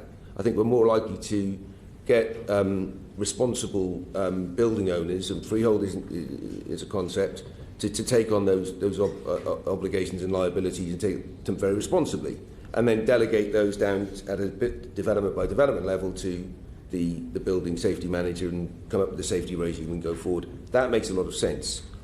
I think the challenge is retrofitting these great proposals and this great ambition on the existing stock that's out there. That is a real challenge. Many buildings have been built for 20, 30, 40 years old. There are not O&M manuals of how they were constructed. So the only way to then retrofit that is to probably do an intrusive survey, and that could be then today's drawing the line and effectively, and these things are not cheap, but effectively creating a modern day assessment of a particular building, and then using that to work out what needs to be done to that building over the next 1, 5, 10, 15 years to bring it in whatever the transition period is. And at some point, then you can actually then enforce the proposed regime onto the existing stock. And I think really the points made by some of my colleagues on this panel are, who would want to do this role? I think if it's fit for purpose at the beginning, then I think you would find an industry of people out there that would be prepared to sign up to it, as long as they had the right control. There's one other element to that. You need to be able to control what people do inside their own flats, which is controversial. And there needs to be an ability, if there is a concern that there is inappropriate fire safety behaviour behind the front door of somebody's unit, how are we going to deal with that? And I think that's a much more complicated point. Okay, but just coming on to who might take responsibility then for an existing building not built under the new system, the government's suggesting it might either be the freeholder or managing agent. Would you agree with the government's view on that, or what concerns would you have about either of those parties being responsible? Yeah, so I think from a freeholder's perspective, I think it is quite right that we should take that responsibility with the freedoms that we, or the rights and abilities that we have to make sure that a building is safe. At the moment, effectively, we're responsible for making sure a building's safe in the common parts and to some extent the exterior, and there's also some ambiguity as to whether the balcony forms part of the exterior or not. So it's complicated. I think delegating that role under the current regime to a managing agent is fine, so long as they are fit for purpose.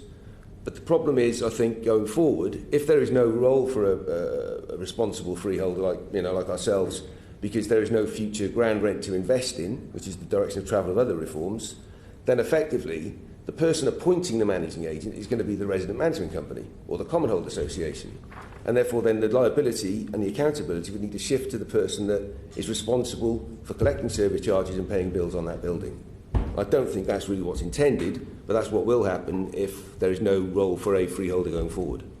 Okay, we just come on to the issue of managing agents then, Dr. Glen. I mean, you mentioned the issues under the current proposal from government about responsible entity, and highlighted the problems for some small family companies who are managing agents. I think we have one in Sheffield, which my colleague Paul Blomfield has drawn attention to, put there by the first-tier tribunal, and then say, well, I mean, we don't have responsibility for this. It's not what our fees are meant to cover, so we're out of here. Do you think that's going to happen as well in terms of the government proposals on the accountable person? If managing agents are made the accountable person, I think that will be very damaging to the industry because, as you mentioned, the profitability just isn't in there to cover yourself for insurance. I mean, the average profit's probably about £10 per year per unit, which is risible. 5.5% is the average return on equity. I think that is a problem. A building safety manager, I think that's likely to be actually a new role that's created as a contractor. And so you will have firms popping up who can do that. It will be expensive for leaseholders, I believe. That is a concern. But I think we just have to be upfront about that because these people are not going to be cheap. And it's somebody, every building needs a named individual who's available. So that will fall fair and square on the leaseholders as part of the service charge, which could be an issue. But I think that's will probably what will happen, that we'll have firms springing up who have the right sort of insurance and the right sort of capability and the right training who will provide that service on behalf, and the managing agent will contract with them on behalf of the duty holder. We'll get around the problem of liability falling on a small managing agent. Yes. Unless you have the FTTP thing where it says under Section 24, dear managing agent, you are now the responsible entity, and there's no way around that because that's what Section 24 was designed to do. Kevin, well, just to follow on from that, so the future ahead you see is leaseholders having to pay a lot more for their blocks to be managed. Is that what you're saying? Yes. I mean, this is a layer of cost that we hope everybody agrees is right, and it will become a service charge item. Whether you'll actually then get a secondary level of professional directors who are prepared to take that responsibility on with their insurance as well is yet again another interesting thing that may happen.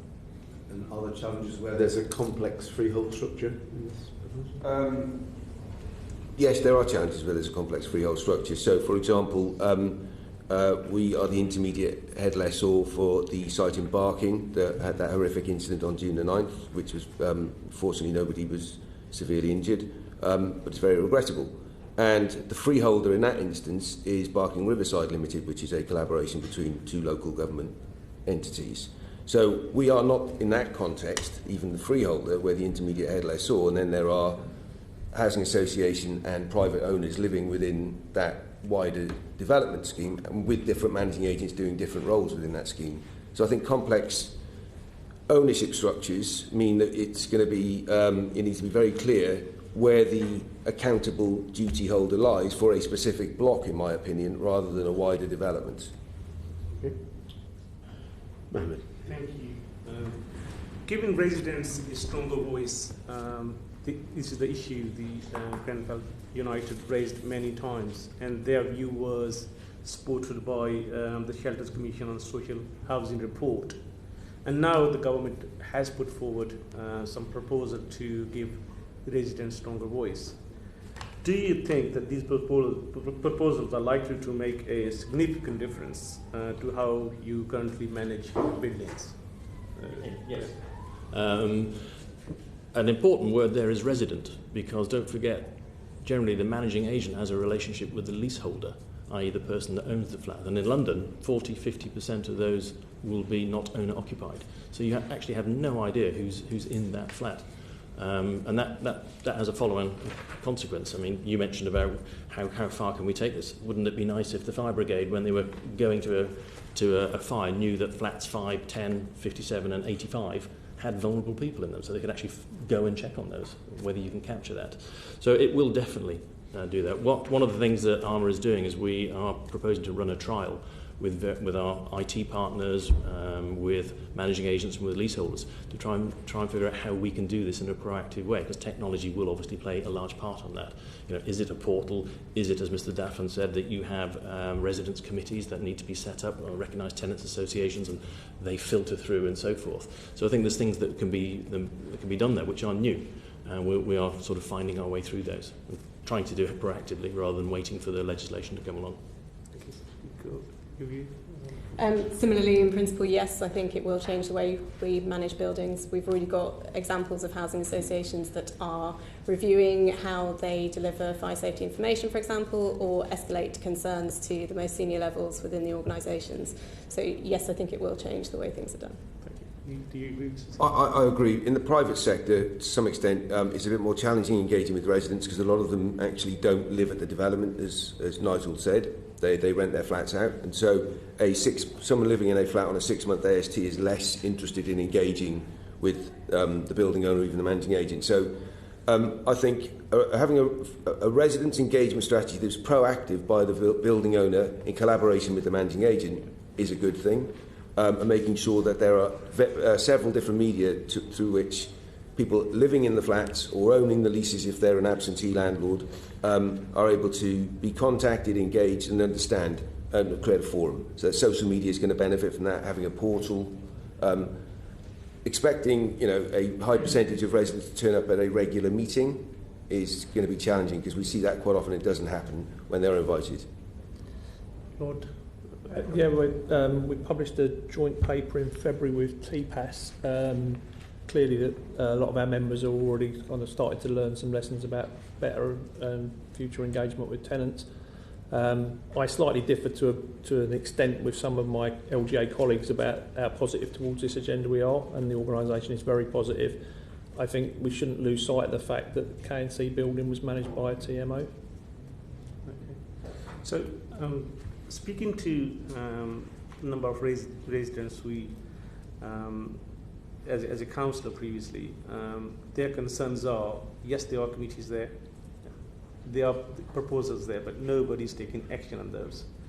So what do you think, what complaint system we should have in place where the residents have some powers, so they are definitely listened? Clearly, if you've got a set of complaints that are coming in the council, if it's a council building, must be accountable to those residents. There's nowhere for us to hide. We're accountable in 2 levels. We're accountable by government inspection. We're also accountable by election. So a wise council will always make sure it's taken on board its comments. What worries me is the more layers of other interested groups you put in between the council and the tenant, the more chance there is for that message to be either lost or watered down. I'm a great believer in councils should run council houses, and tenants should be able to hold the councillors to account for them, for the quality of the life that they lead in. That's the whole point with direct election for councillors. Mr. Glen? Well, within the government proposals, there is a mechanism for escalation to the regulator if something is not done within a specified period of time. We can, as I said, if perhaps IT is a way to do that. I would like to see something the other way around, though, because, as Mr. Silva said, that fires start in flats, almost always. And at the moment, it's very difficult to get people to change their behaviour. If somebody takes down fire compartmentalisation within the flats, probably don't even know they've done it, because technically in the lease they should probably have gone for a licence to alter, but many people just don't bother because it might cause, it'll cost them a licence fee, or people will have barbecues on their balconies and so forth. And all we can do is send them a fairly stiff letter. We can threaten with forfeiture, but that's never going to happen, and people know that. So some way of actually enforcing the other way around, having a council order or a fire brigade order to say you cannot do that would be tremendously helpful for managing agents, because we do feel quite powerless at times. Changing flat front doors is the classic one. It's within their demise, but that's an integral part of the fire safety for the whole building. But there's nothing we can do if they put a cat flap in. That's what's done. We've been working with our members recently on some work around accountability and transparency. So we recognise that we're not good enough at this and we want to be better. That piece of work is leading towards a charter which would describe things like what a resident can expect from its housing association, routes to redress when things go wrong. And I'd be really happy to follow up with more information about that piece of work as it progresses, but just to recognise that we know we could be more accountable to the people that we house. Again, Nigel Glen made the point that there's challenges with engaging with people inside their own homes, and I think there is an obligation on us, and I don't think we do a good enough job in terms of an education process to the residents that live in the flats in our blocks, to make sure that they do understand more frequently the rules of engagement of living there. If you walk past the fire safety laminated card that's next to the lift shaft or at the bottom of the stairwell every day, you just see a piece of paper and you'll read it once. So I think we need to be much more proactive in terms of, whether it's through online acknowledgements and getting people to tick boxes or whatever it might be, for some of the boring stuff that's very important when you live in a flat. Thank you. I've got a follow-up from Mary on this one, then from Kevin on a previous one. Mary. Specifically regarding local authorities and tenants, we heard from Grenfell United that they felt that for social housing tenants there was also almost an institutionalised indifference towards them, and there were difficulties in actually getting any complaints listened to. Unless you put it on Twitter, nobody seems to bother about it. Seemed to be the way that they were looking at it. Do local authorities have a greater responsibility in terms of improving their engagement with tenants? I don't know whether we'd have a greater responsibility. Greater than whom? Greater, well, the idea that was given, the impression from the Grenfell United people who we heard from earlier was that social housing tenants were not listened to. I mean, is there any difference, do you think, in the way that we should be looking at this? Well, I'd object strongly as a council leader to justify my council based on the actions of one London Borough Council that failed and is recognised as being failed on so many counts.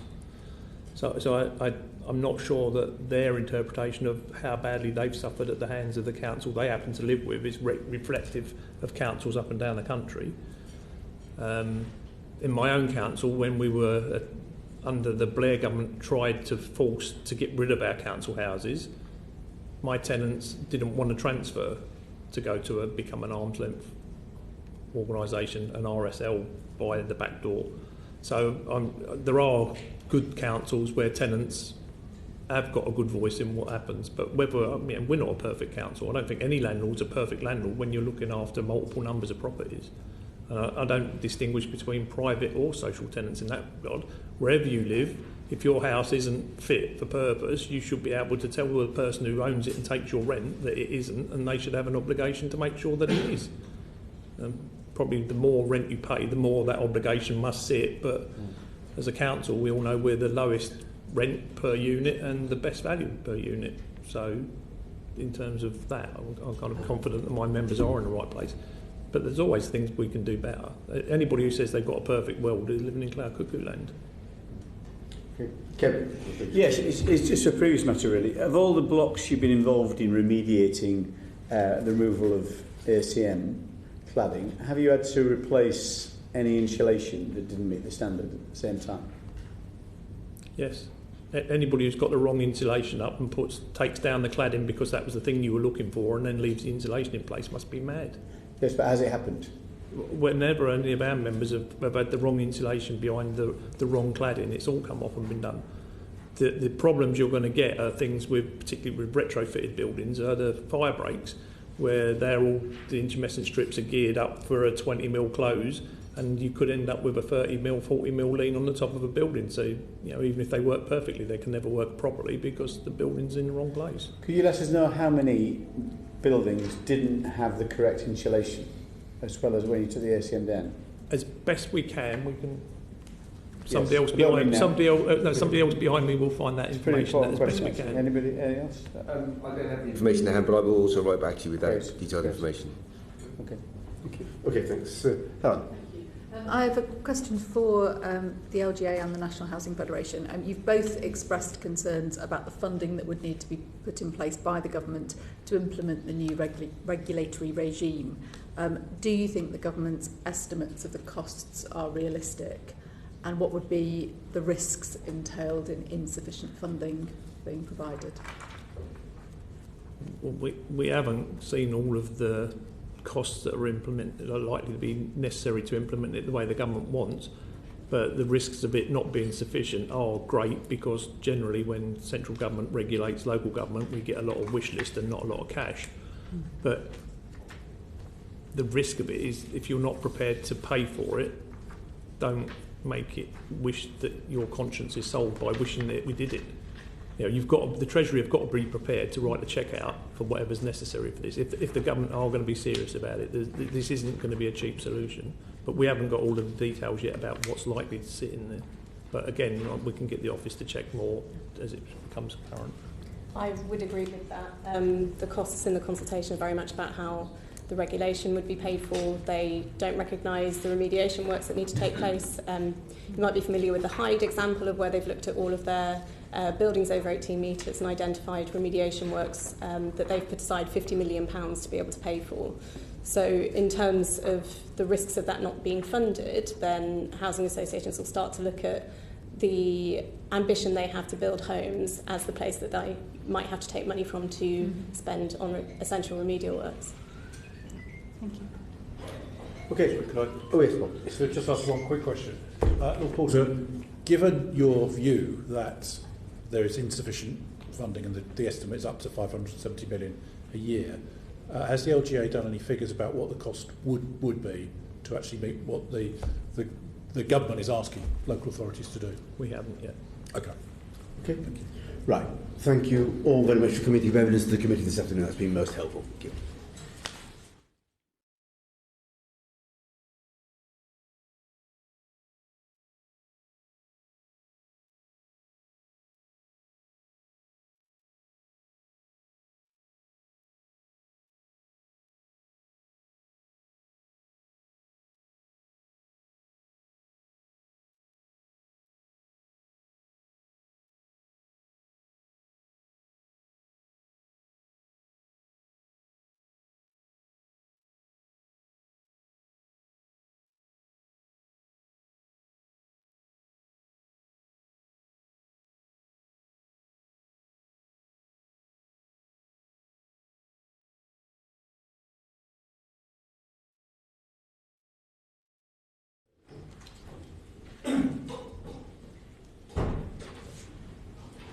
Right, good afternoon. Thank you all for coming to give evidence to the committee this afternoon. Could I just ask you to give your name and the organisation you represent, please? Jonathan Evans, Ash and Lacy, and I'm a director of the Metal Cladding and Roofing Manufacturers Association. Hello, Roy Wilsher. I chair the National Fire Chiefs Association. And I'm Adrian Dobson, and I represent the Royal Institute of British Architects. Thank you very much for coming. Helen. Thank you. Are you satisfied with the pace of change set by the government since the Grenfell Tower fire over 2 years ago? If I can start, the simple answer is no. We are, as Grenfell United said earlier, we're 2 years on, we were one of the organisations that very early on said perhaps government should pay for it all to be remediated and then find out where to get the money from later. We're still a bit worried about how that might move forward, and we would like some things, perhaps like emergency powers, so that to force people to remove their dangerous cladding. 2 years after the fire, the fact that there are still polyethylene-clad buildings around, I think is more than anything totally unacceptable. I don't think it would have been too difficult to have given very specific advice to say, at all costs, you've got to get that off, even if you make it temporarily remediated. That would be my main concern. But 2 years on, we are now up to 21 advice notes from the expert panel, and we're still learning of new materials that previously were thought safe and now apparently aren't, either through finding out that there are tests that have been failed that we haven't been made aware of, or fires, unfortunately, with materials that are actually allowed by approved document P. I think I'd say that we have had one helpful change, which is the restriction on combustible materials, but other than that, the regulatory regime and the regulations remain absolutely the same. So we've presumably not only got unsafe buildings out there, but we potentially are still constructing unsafe buildings. And I think actually it's 10 years since Lacanal House, which was when it was originally suggested this review of approved document B was very urgent. And I think that's why the RIBA suggested that we should have some prescriptive measures in the short term, not just wait for the full review. So I think the combustible materials is the first of those, but I'm sure we're going to talk today about sprinklers being perhaps a step, and alarm systems and means of escape. Thank you. Was Dame Judith right to suggest that the government had lost momentum by waiting 7 months to formally accept her recommendations? Okay, I think we always want change to be quicker, move things forward. Ideally, the government would have accepted those recommendations earlier. As the National Fire Chiefs Council, we did support the vast majority of those recommendations, but I understand they do have to consult with people and move things forward, but ideally it would have been a bit quicker, yes. I'm not sure the government had any momentum to start with, in my view. Adrian's just mentioned the introduction of the combustible cladding ban, and I don't think you can attribute that as a product of this process to MHCLG themselves. That was, in my opinion, Dominic Rabb's reaction on the day that Hackett published her report to widespread anger that she didn't actually do what the title of the report said, which was a building regulations and fire safety review. She went off and looked at the system itself, so I didn't actually question the regulations themselves and who writes them and how they are arrived at and so on. And I think we've ended up with a report that largely is a failed opportunity to thoroughly review the entire building regulations process, and importantly what they actually stand for, because there's been a lot of good things I think said this afternoon, but the one thing I'm quite surprised that nobody's really mentioned is the dichotomy that we have in the public and their perception of what building regulations are supposed to deliver and what actually the government actually intends them to achieve. And particularly with fire safety, I think there's this opinion that, and there was a YouGov poll that reflected this, that people think that the fire safety regulations will protect their property and their assets in the event of a fire and so on, whereas in reality, in my view, the way you could best describe it is they're simply designed to get you out of the building alive, and I don't think that that's acceptable anymore. And I think that, in my view, we missed an opportunity with the Hacker Review to question the fundamental principle of building regulations and what they're meant to achieve. So if you look at the website for MHCLG, it's all about trying to create great places to live and work.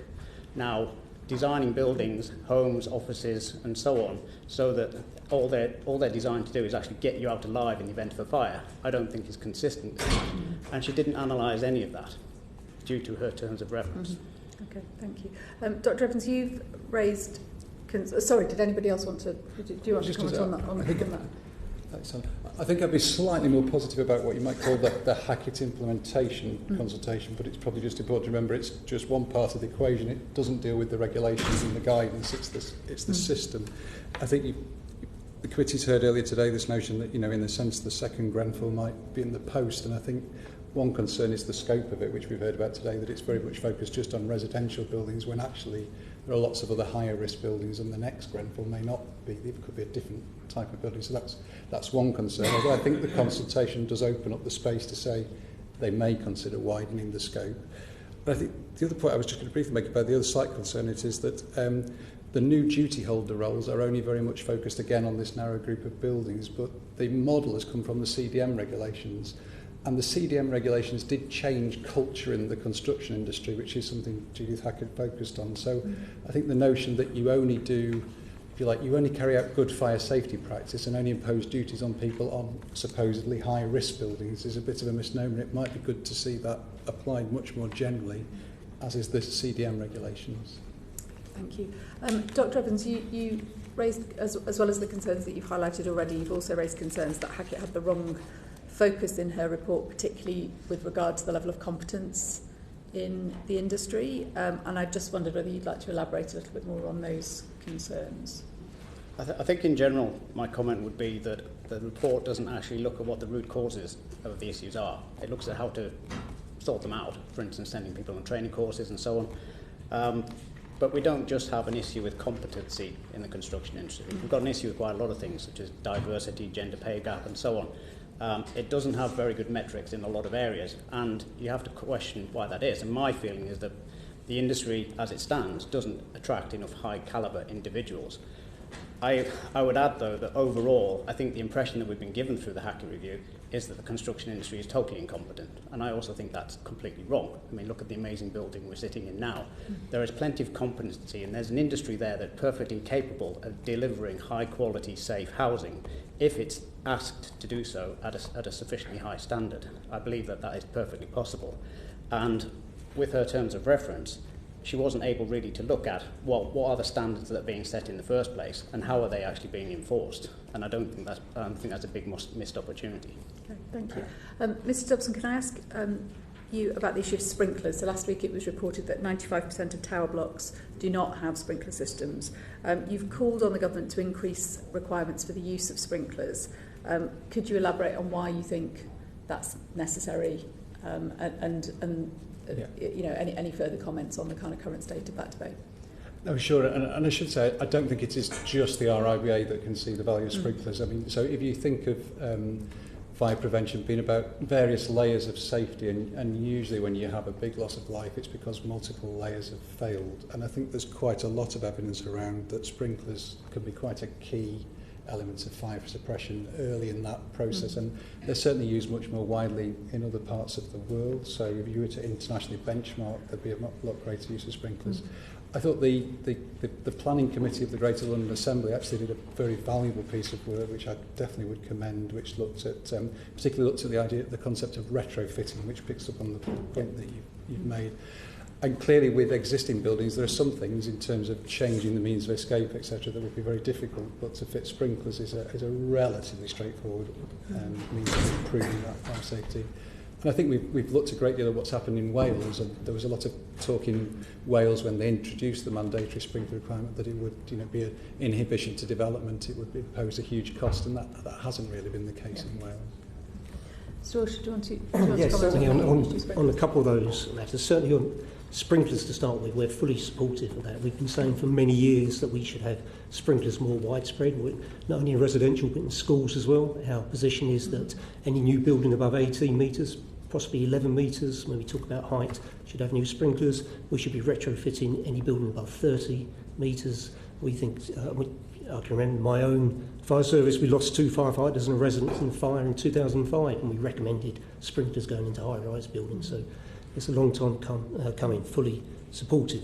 Also on competence, I think Dr. Evans is very right, there's lots of competent people around, but I think right from architects, designers, planning, building control, fire service personnel doing inspections, competence is really important for those areas. Our view, and I think it's a view shared by others, that the type of cladding well on Grenfell didn't comply with the building regulations now anyway, because the functional requirements are quite clear about preventing the external spread of fire and in case of health and safety, and I think that applies now. So the competence to apply the current building regulations, let alone improve the ones, is very important. Okay, thank you. Can I ask Mr Wilsher and Dr Evans, last year it was reported that tens of thousands of council homes may be fitted with fire doors that will not withstand a serious fire. Is the government doing enough to address that issue? Well, I should declare I'm also a member of the independent expert panel for government, so this has been a subject of conversation even at the panel just last week. There's two things about the risk with fire doors. Fire doors don't start fires like white goods, and they don't spread fires like external cladding, so the risk is slightly different. And we had a video just today that any closed door can help prevent smoke and fire from spreading. So we're just working through a process with government through the National Fire Chiefs Council on a risk assessed basis to replace some of those doors, because it's mainly composite fire doors where the problem is. Timber seems to be perfectly fine. And the trouble is we're putting so much strain on the industry, there's no replacement for those doors. So we're really trying to work on a risk assessed basis, and it will go to vulnerable people again, the same as we think that the new regulation should be. To be honest, I've had enough to worry about with cladding in its own right to be qualified to talk about fire doors, I think. Okay. Did you want to comment on that? No, particularly, Tad. I mean, other than obviously this issue of fire does come back into this issue of the different tenancy arrangements within these buildings, and that's clearly been a problem. So there's probably been a problem around product certification, but it's complicated by the tenancy arrangements as well, I think. And if for each of you, what is your kind of top priority list of the areas to which the government needs to turn more urgent attention? From the very beginning, the first meetings after the fire, I've been imploring the government to release data, whether it's publicly or under non-disclosure agreements, whatever, to people who give advice on what do you know that we don't, so that we can make sensible decisions on what is safe and what isn't safe. My constant complaint about the advice that's come out from MHCLG all along, and it's got to the point where now the letters that are coming out pretty much say, look, we've made it clear all along that the way to make those buildings safe is to remove dangerous materials. But that's not advice, that's just a statement of the obvious. What engineers and building owners and managers need to know is, well, which materials are exactly dangerous? It's not enough just to know whether something's passed or failed. We need to know whether it's passed easily, badly, and so on, when you take into account all the other features of a building. So we learned, and it was referred to earlier on, about the high-pressure laminate test, which was conducted in 2014, that we now know has failed, and it's purely by accident that became public knowledge. There's a rumour as well that there's another significant material that is widely used that had failed a number of years ago as well, and that's not been released either. And I know of the 100-metre tall building that's been remediated exactly like that system, which is believed to have failed. So that could have to be reclad again. So all of this information is within the BRE and it's within MHCLG. That material is that's solid aluminium on combustible insulation. On non-combustible insulation? Combustible insulation. On combustible? Yeah. So, and that is a rumour that's prevailed throughout the industry for a number of years, that is a system that's failed an A414 test at the BRE. And all we needed to know in June 2017 is have an open book on and some transparency into what these systems are. So 2 years ago, if one of the other things I called for during the testing programme that went on in the summer was, well, there was a question that went around the table, well, what else should we be doing? And I flagged it then, I followed it up in writing, that you have to test high-pressure laminate systems, because we know, having remediated these buildings, that there are materials on these buildings that aren't the specification that was either ordered or specified, and they're not built like you build a test rig. So the chances are that the performance in real life is not going to be the same as you're going to get in a laboratory. So what I also suggested was that the testing programme was extended just a little bit to actually retest the systems that had passed, but introduce some errors. Let's see how sensitive combustible systems are compared to non-combustible systems if you don't do it right. And there's a lot of information that could have been gleaned from that in terms of how dangerous buildings are. So coming back to my point about information is really what we still need. And a lot of people have procrastinated over the last 2 years because there's just been arguments about whether the building's safe or not. Oh, two priorities, really fairly simple, was the identification and prioritisation removal of any dangerous cladding system, not just the rain screen cladding, but any system that goes with it, and a prioritisation of, in the building regulations, a review of sprinklers and the use of sprinklers. And Adrian mentioned we're behind Wales, also way behind Scotland now on their sprinkler in their building regulations, so it's only England that really stands out. I think I'd probably make the point about, we're obviously very focused on retrofit, which is going to be very important, but in terms of looking forwards, I think the big challenge is that all of these new regulatory processes and these reviews are inevitably going to take yet further time periods, and you're probably talking years rather than months. So I think it would be around what could be done fairly prescriptively, fairly immediately, and also to bring a bit of clarity, I think, to the industry. So one concern we would have is around, you have these so-called functional requirements. Maybe we'll just talk about two really briefly because it illustrates the point. The one we're all so familiar with because we've talked about it so much, which relates to external fire spread. So it says the external walls of the building shall adequately resist the spread of fire. It sounds fairly simple and straightforward. But we then know, it wouldn't be controversial to say that there might be some, let's say, ambiguity in approved document B when you go to then say, what does that mean? And we then discovered that actually there are then a lot of other ways you could work through various British standard tests and the BR135. That's to do with the way our regulations are constructed. If you then go to look at means of escape, again, the functional requirement says something that sounds very sensible and straightforward. The building shall be designed and constructed so that there are appropriate provisions for safe warning of fire, which doesn't exist actually in most of the type of buildings that we're talking about, and appropriate means of escape in case of fire from the building to a place of safety. You then go to the guidance which says there should be an alternative means of escape, and then it says from most situations.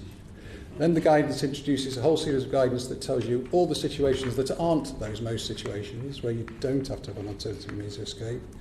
And then just as it does in parallel to the external wall spread situation, it then refers you to the fire engineering solution, BS 991, which then enables you to follow a whole series of different pathways or routes to compliance. So I think whilst we've got this lack of clarity in the regulations, taking some basic steps to say, as we've done with combustible materials, is at least going to avoid us having a lot of stranded assets in the future. So that's slightly more forward-looking. I do appreciate the more pressing question is what we do with the existing stock.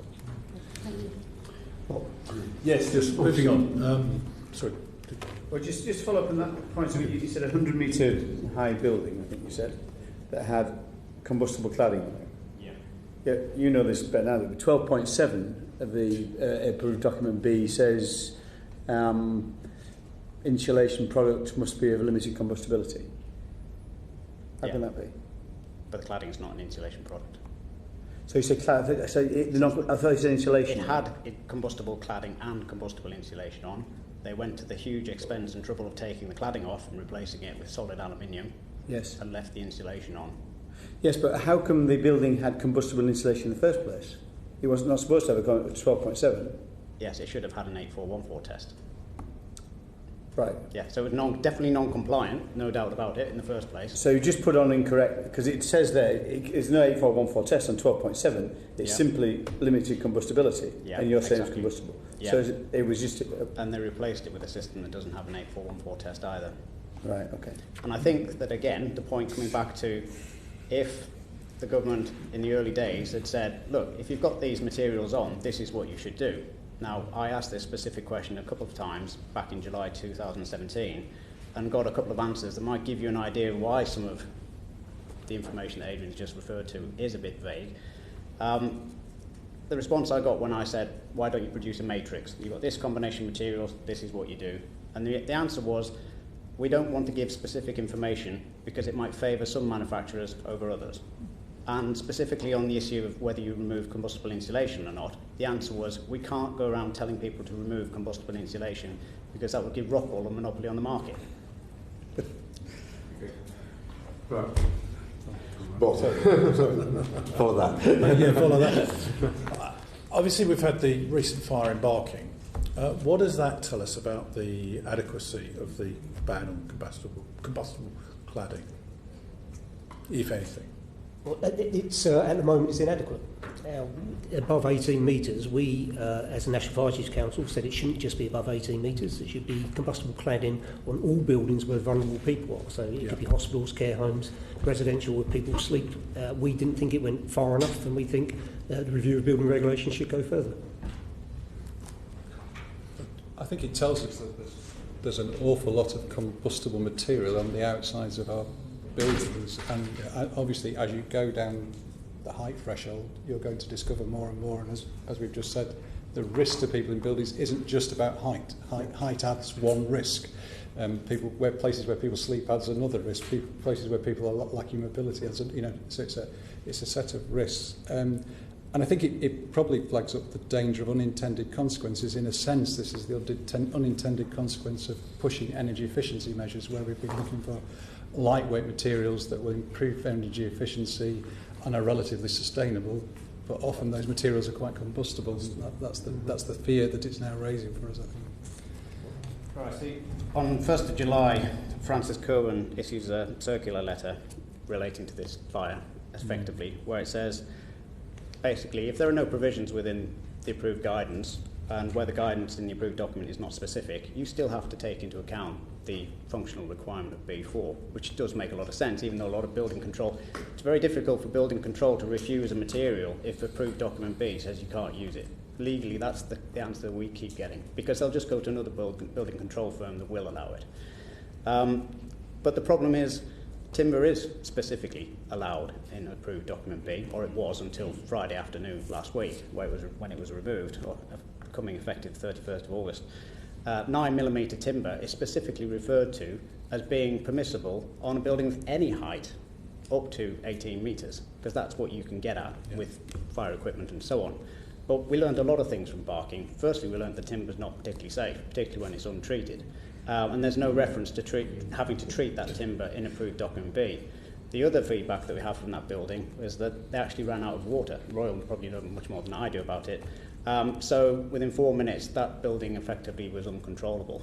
The issues of finding the hydrant and so on. So, but what it also suggests as well is that there are an awful lot of buildings out there clad in timber. So that might give you the impression that that's safe material to build out of. And all of a sudden you have a big spectacular fire, which if happened in the middle of the night would have probably killed 5 or 10 people perhaps.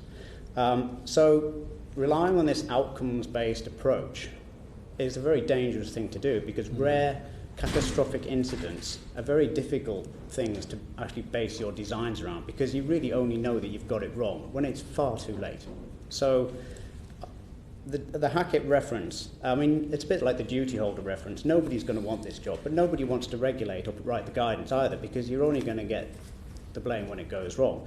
But her suggestion that the government can then backtrack to just presenting outcomes-based regulations and let industry sort it out is ridiculous, because you'll have regulations then which basically capitulate down to don't let it collapse, don't burn people, don't electrocute people, don't let people freeze, you sort it all out and we'll punish you if you get it wrong. That's just not a model that's not going to work. We find it hard enough in this industry to attract high quality people, get companies to invest in the long term in their products, in their processes, in their training and so on. It's a high-risk, low-reward industry as it is, where it's too easy for companies who come in at this we'll meet building regs type level and compete effectively. So industries like off-site construction really don't stand a chance, because they've got big overheads, they're having to invest in product development, they've got all the certifications you'd ever need. That creates a high cost base, and then you'll get a man in a van who just has to meet building regs. And it's very difficult to compete with that. Could I just say that I certainly agree with that. We can't just leave it to the industry to move forward. And also the thing about thermal installation, so we had this real gap between the different approved documents, and they were in silos rather than read across. And I think it's also, when I know the committee talked about modern methods of construction, I would say modern methods of construction are great, but let's test them first and make sure that they are fire safe and all the other things that go with them. Yeah, absolutely. We seem to have an industry which allows anything to be put on a building until it goes wrong and kills somebody, and then it gets banned. Whereas if you compare that to the pharmaceutical industry with its clinical trials, you've got 7 years of trials to prove it's safe before you subject it to people. So we're back to front in that respect. So I don't think we're going to be living in a world where you can never use plastics, polymers, thermal and so on. But at the moment there's just too much we don't know. And I think it's a real shame that the Hackett Review didn't actually look at the building regulations and what they're meant to achieve, because as a professional engineer, she's bound by the Engineering Council's statement of ethical principles, and that requires you to put safety, health and safety, not just safety, health and safety as paramount. So when you're looking at a situation, and the question's been asked about whether it should be 18 metres, 11 metres, 30 metres and so on, well, if you have a reasonably available non-combustible alternative, if health and safety is paramount, that's a much stronger term than as low as reasonably practicable, you have to use it. So there's no question in my mind that if it's an engineering-led system, then if you're choosing the materials for building and they're within a comparable price bracket and performance and so on, you have to use the non-combustible, safer alternative. Okay. Can I just clarify one issue, well, a couple of issues very quickly. First is the ban. Should that apply retrospectively to buildings below 18 metres, which are high risk, such as hospitals, schools and offices? Do you think that is something that should be retrospectively applied? We would certainly like to see that. I know the difficulties. There's huge impact. Difficulties with the cost, identifying buildings. I was fascinated by the National Building Federation saying that they'd identified all these buildings that I'm not sure they've told us in the fire service, so we are going to follow up with that. I think, again, it's a case where we might look fruitfully to Scotland, who do seem to be sort of a cycle ahead of us in this. And I know that in Scotland, as a result of the Stollard report, they're now looking at this business of how you would define the higher risk buildings that would be subject to their enhanced regulatory regime. So there does seem to be universal agreement that it's certainly beyond what we've got at the moment, that there are more vulnerable buildings. I mean, ironically, don't want this to sort of sound glib, but actually high-rise residential buildings are not in themselves particularly complex buildings. I mean, you could have a fairly simple rules-based system for high-rise residential buildings compared with an airport or a hospital. They're relatively straightforward. The risk factor in high-rise buildings is just height and whether you've got people that are not very mobile and are going to have safe refuges even if you do evacuate. You know? So I think we do need some kind of way of assessing what should be encompassed within this regime, and probably in those sorts of buildings you need fairly hard and fast rules. I mean, I think this whole performance-based structure is based on this slightly strange eco-structure where we have a research establishment that has to go to the industry for funding and then has to go to the British Standards Institute and they have to go for funding. It's a slightly, strange ecosystem we've created. Yeah. Dr. Evans, you've raised the toxicity of materials as well in your written evidence. Could you just elucidate on your concerns for the record? Yes, I mean, one of the things that, as I mentioned, that the Hackett report didn't look at was the process at which building regulations are arrived at. And one of the issues that I have with that is the consultation process, that part of it. The consultation part of the process that we arrive at, and you can compare that to Scotland and Wales, almost gives manufacturers of products a veto on any potential ban. Because what happens is the government will go out to a number of bodies and well-funded, resourceful organisations that represent certain products will produce carefully detailed and well-evidenced reports and so on. And very few other people will have the time or the technical knowledge to respond to these. So what you get is a very imbalanced response to these. And in 2017, the EU did a report on whether toxicity should be regulated. And it concluded that nobody could agree, so we're not going to do it. And that was published in October 2017 after the fire. And that's quite a good example of where the consultation process effectively gives people a veto on any meaningful progress. So I think Scotland and Wales demonstrate a little bit more leadership and recognise that companies and trade organisations are going to represent their members, and at some point you have to draw a line and say, look, no, we are going to regulate this. So, for instance, the 8414 test, large-scale test, I do believe the industry still needs a large-scale test, but one of the weaknesses of the 8414 test is that it doesn't measure or toxicity because we don't regulate it. So it only measures the rate at which the external fire will spread. So one of the ways you can actually suppress that is add a load of flame retardants into the materials themselves. But as the Fire Protection Association research showed late last year, actually even if you actually stop the fire from spreading, the amount of toxic gas that is produced from such a fire can kill the people who are told to stay put in the flats above anyway. So you just replace one problem with another. It's a bit like the diesel and petrol type scandal and so on. So my proposal, well, banning combustible materials addresses pretty much in one fell swoop the issue of toxicity anyway. So, as you could see with the barking fire, if you actually look at the fire, compare and contrast that with something like the Ocado fire, big black plumes of smoke, which the vast majority of times that's what's going to kill you. But the barking fire, which is the timber fire, was much less toxic, probably because it didn't have any fire retardants in it. And all the smoke was basically steam-based and clear white and so on. So toxicity could be almost cured by actually having a total ban on combustible materials. So, and the evidence is improving, increasing in that sense. And in America, I believe we have 14 states now which have banned flame retardant additives to mattresses, furnishings, and cuddly toys and things like that. So there is some momentum growing that actually there's evidence that the flame retardants that you add to these products are more dangerous than the benefit that you get from them. Okay, thank you. Andrew, got a comment? Are you confident in a definition of what is combustible and what is not combustible as a material? Yes. Because you're saying it's easy, ban non-combustible materials, but what is a combustible material?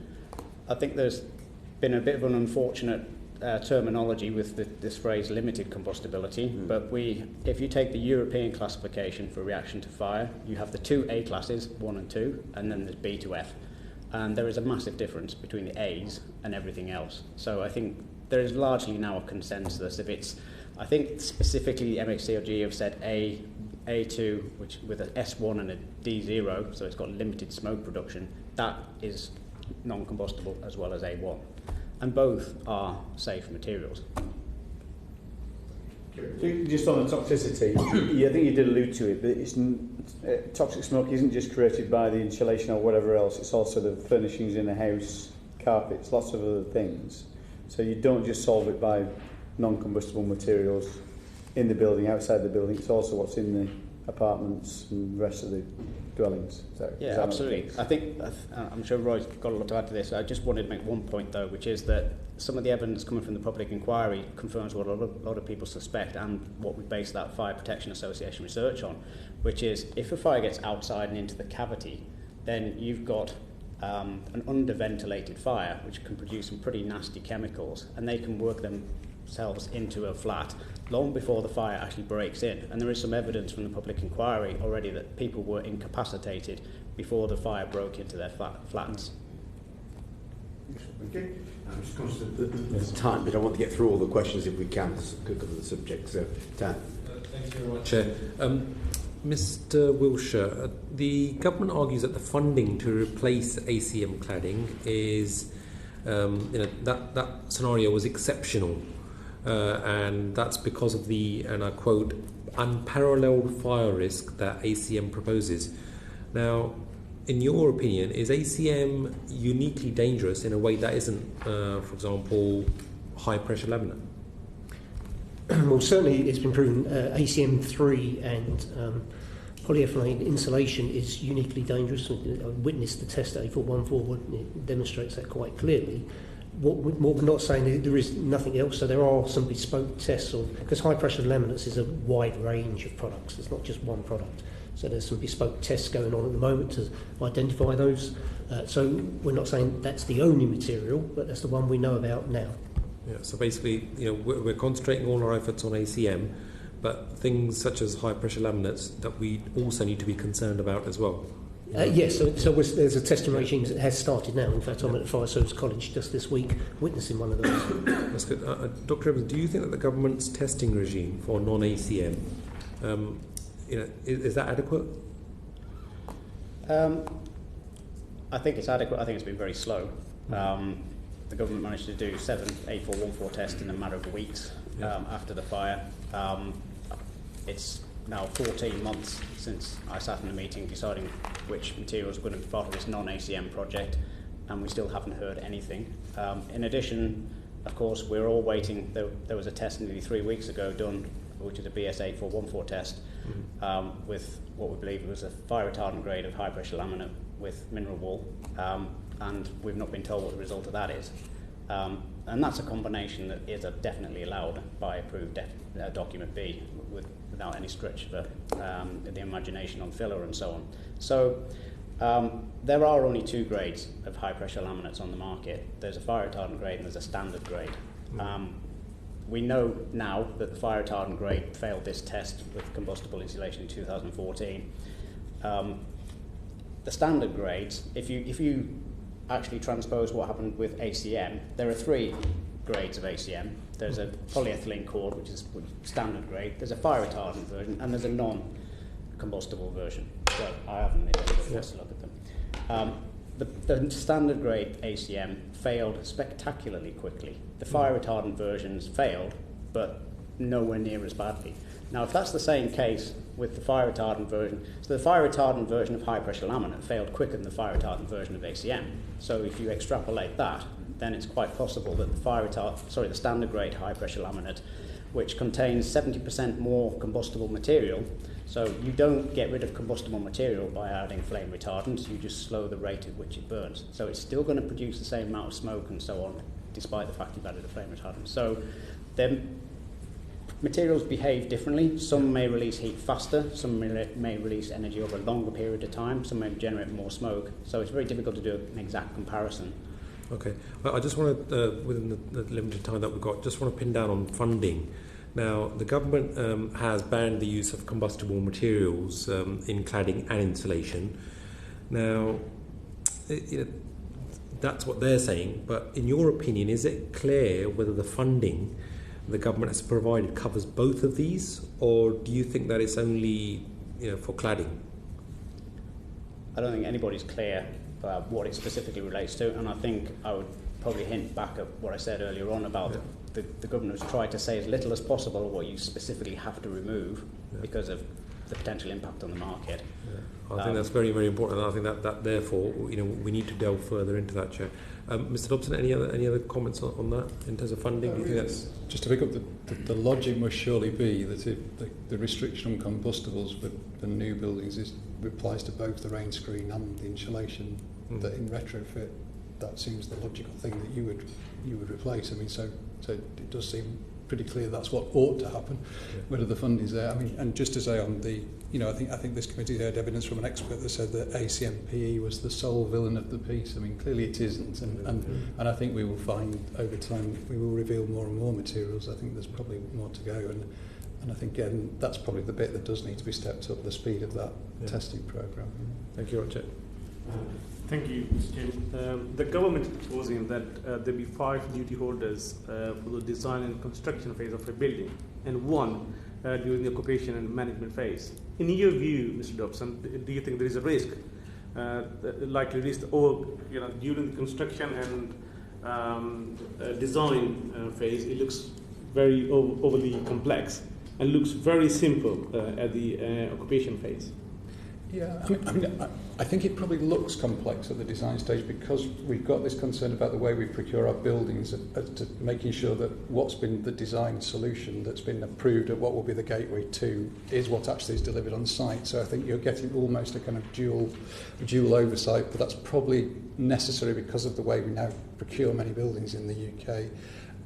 So I think having a single duty holder during occupation does make sense. I mean, it's slightly tangential to what you asked, but I said before that the model of the CDM regulations was potentially a good model. Of course, the weakness in the CDM regulations, the weakest part is the handover of the health and safety file at the end. We know that transfer of information is not good. So what I think would be very important is that building safety manager is getting the right package of information from the design and construction team. If that becomes the weak link in that process, that will make it harder, I suspect, for that building safety manager to carry out their job properly.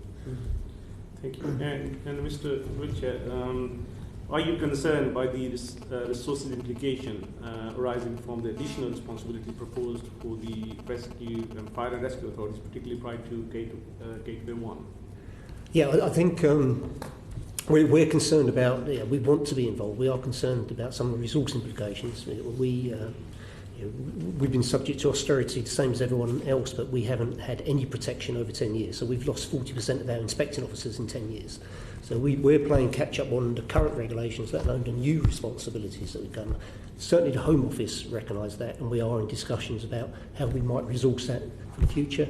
Our part of that difficulty is as we go for more responsibility, you can't pick a fire engineer off the shelf. It takes 5 years to train a fire engineer, as Dr. Evans will know. So we're worried about the resource, we're worried about competence, but we definitely want to be involved. Thank you. Just presumably the file that gets passed over to the fire safety manager should be passed over to the fire authority we should as well. Yeah. Mm-hmm. And presumably it's all going to be put on the computer systems, and that's what you want to see. So when you go into a fire, you've actually got that information. Is that? As much information as possible. And going back to the previous panel about the difficulties of a single duty holder, we understand those, but it would certainly help us to enforce regulations if we knew who to go to. Right. Okay, coming on to the other aspects of the building safety and regulatory regime, Dangerous proposed a new joint competent authority and an overarching competence body, but the government's just produced a recommendation for a national building safety regulator. Any comments on that? We don't object to the idea as long as we're involved. I think something at a national level that oversees these processes would probably be a good thing. We think, certainly when we reply to the Joint Competent Authority, I think they need to set standards and be able to perhaps inspect or audit people, deal with dispute resolution, but we think the local regulation should still be done by local people, fire and rescue services and local authorities. I think we broadly welcome it, because I think when Dame Judy's first report came out, I mean, there was a great deal of vagueness, because I think at the time she wasn't able to say would it be done regionally, nationally, locally. I think a single regulator that has responsibility for the overall regulations as well as the system is probably to be welcomed. It's not unusual in industries where you bring in regulation to have that single regulator. I think we need to make sure as well that it addresses some of the issues raised about conflicts of interest within building control.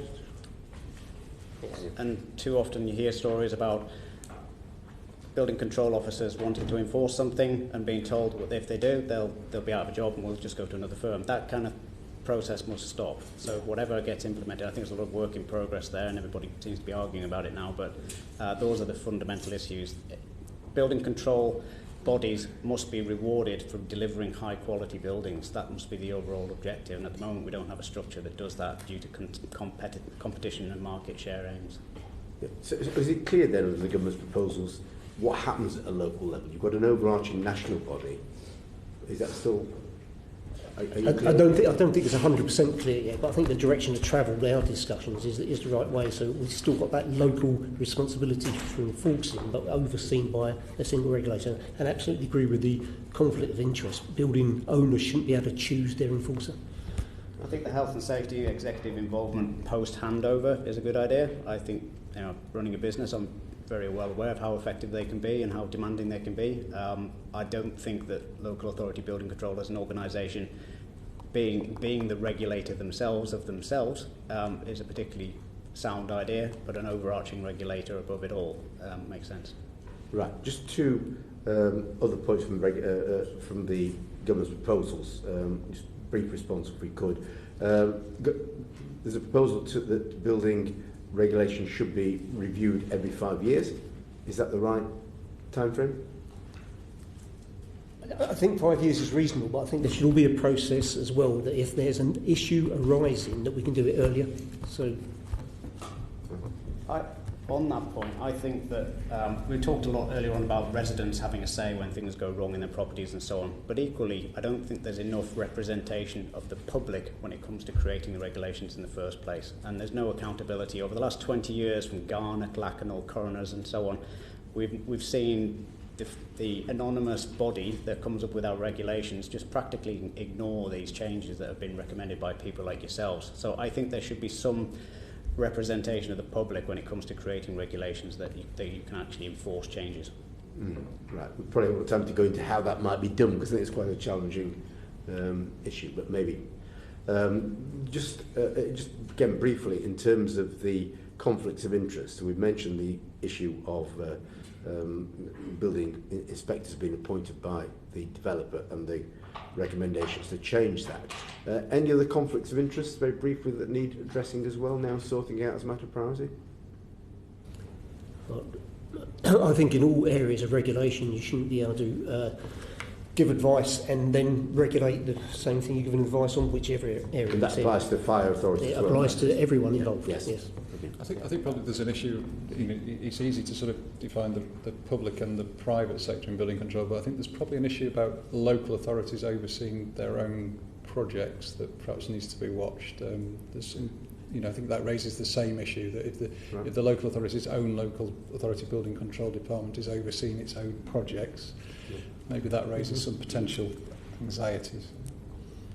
Just on a slightly related point, which has been alluded to again, we're seeing stories emerging from Australia about professional indemnity insurance and so on, and one of my concerns with the duty holder, if you look at building control and so on, we could actually be facing a crisis where literally nobody wants to do this anymore.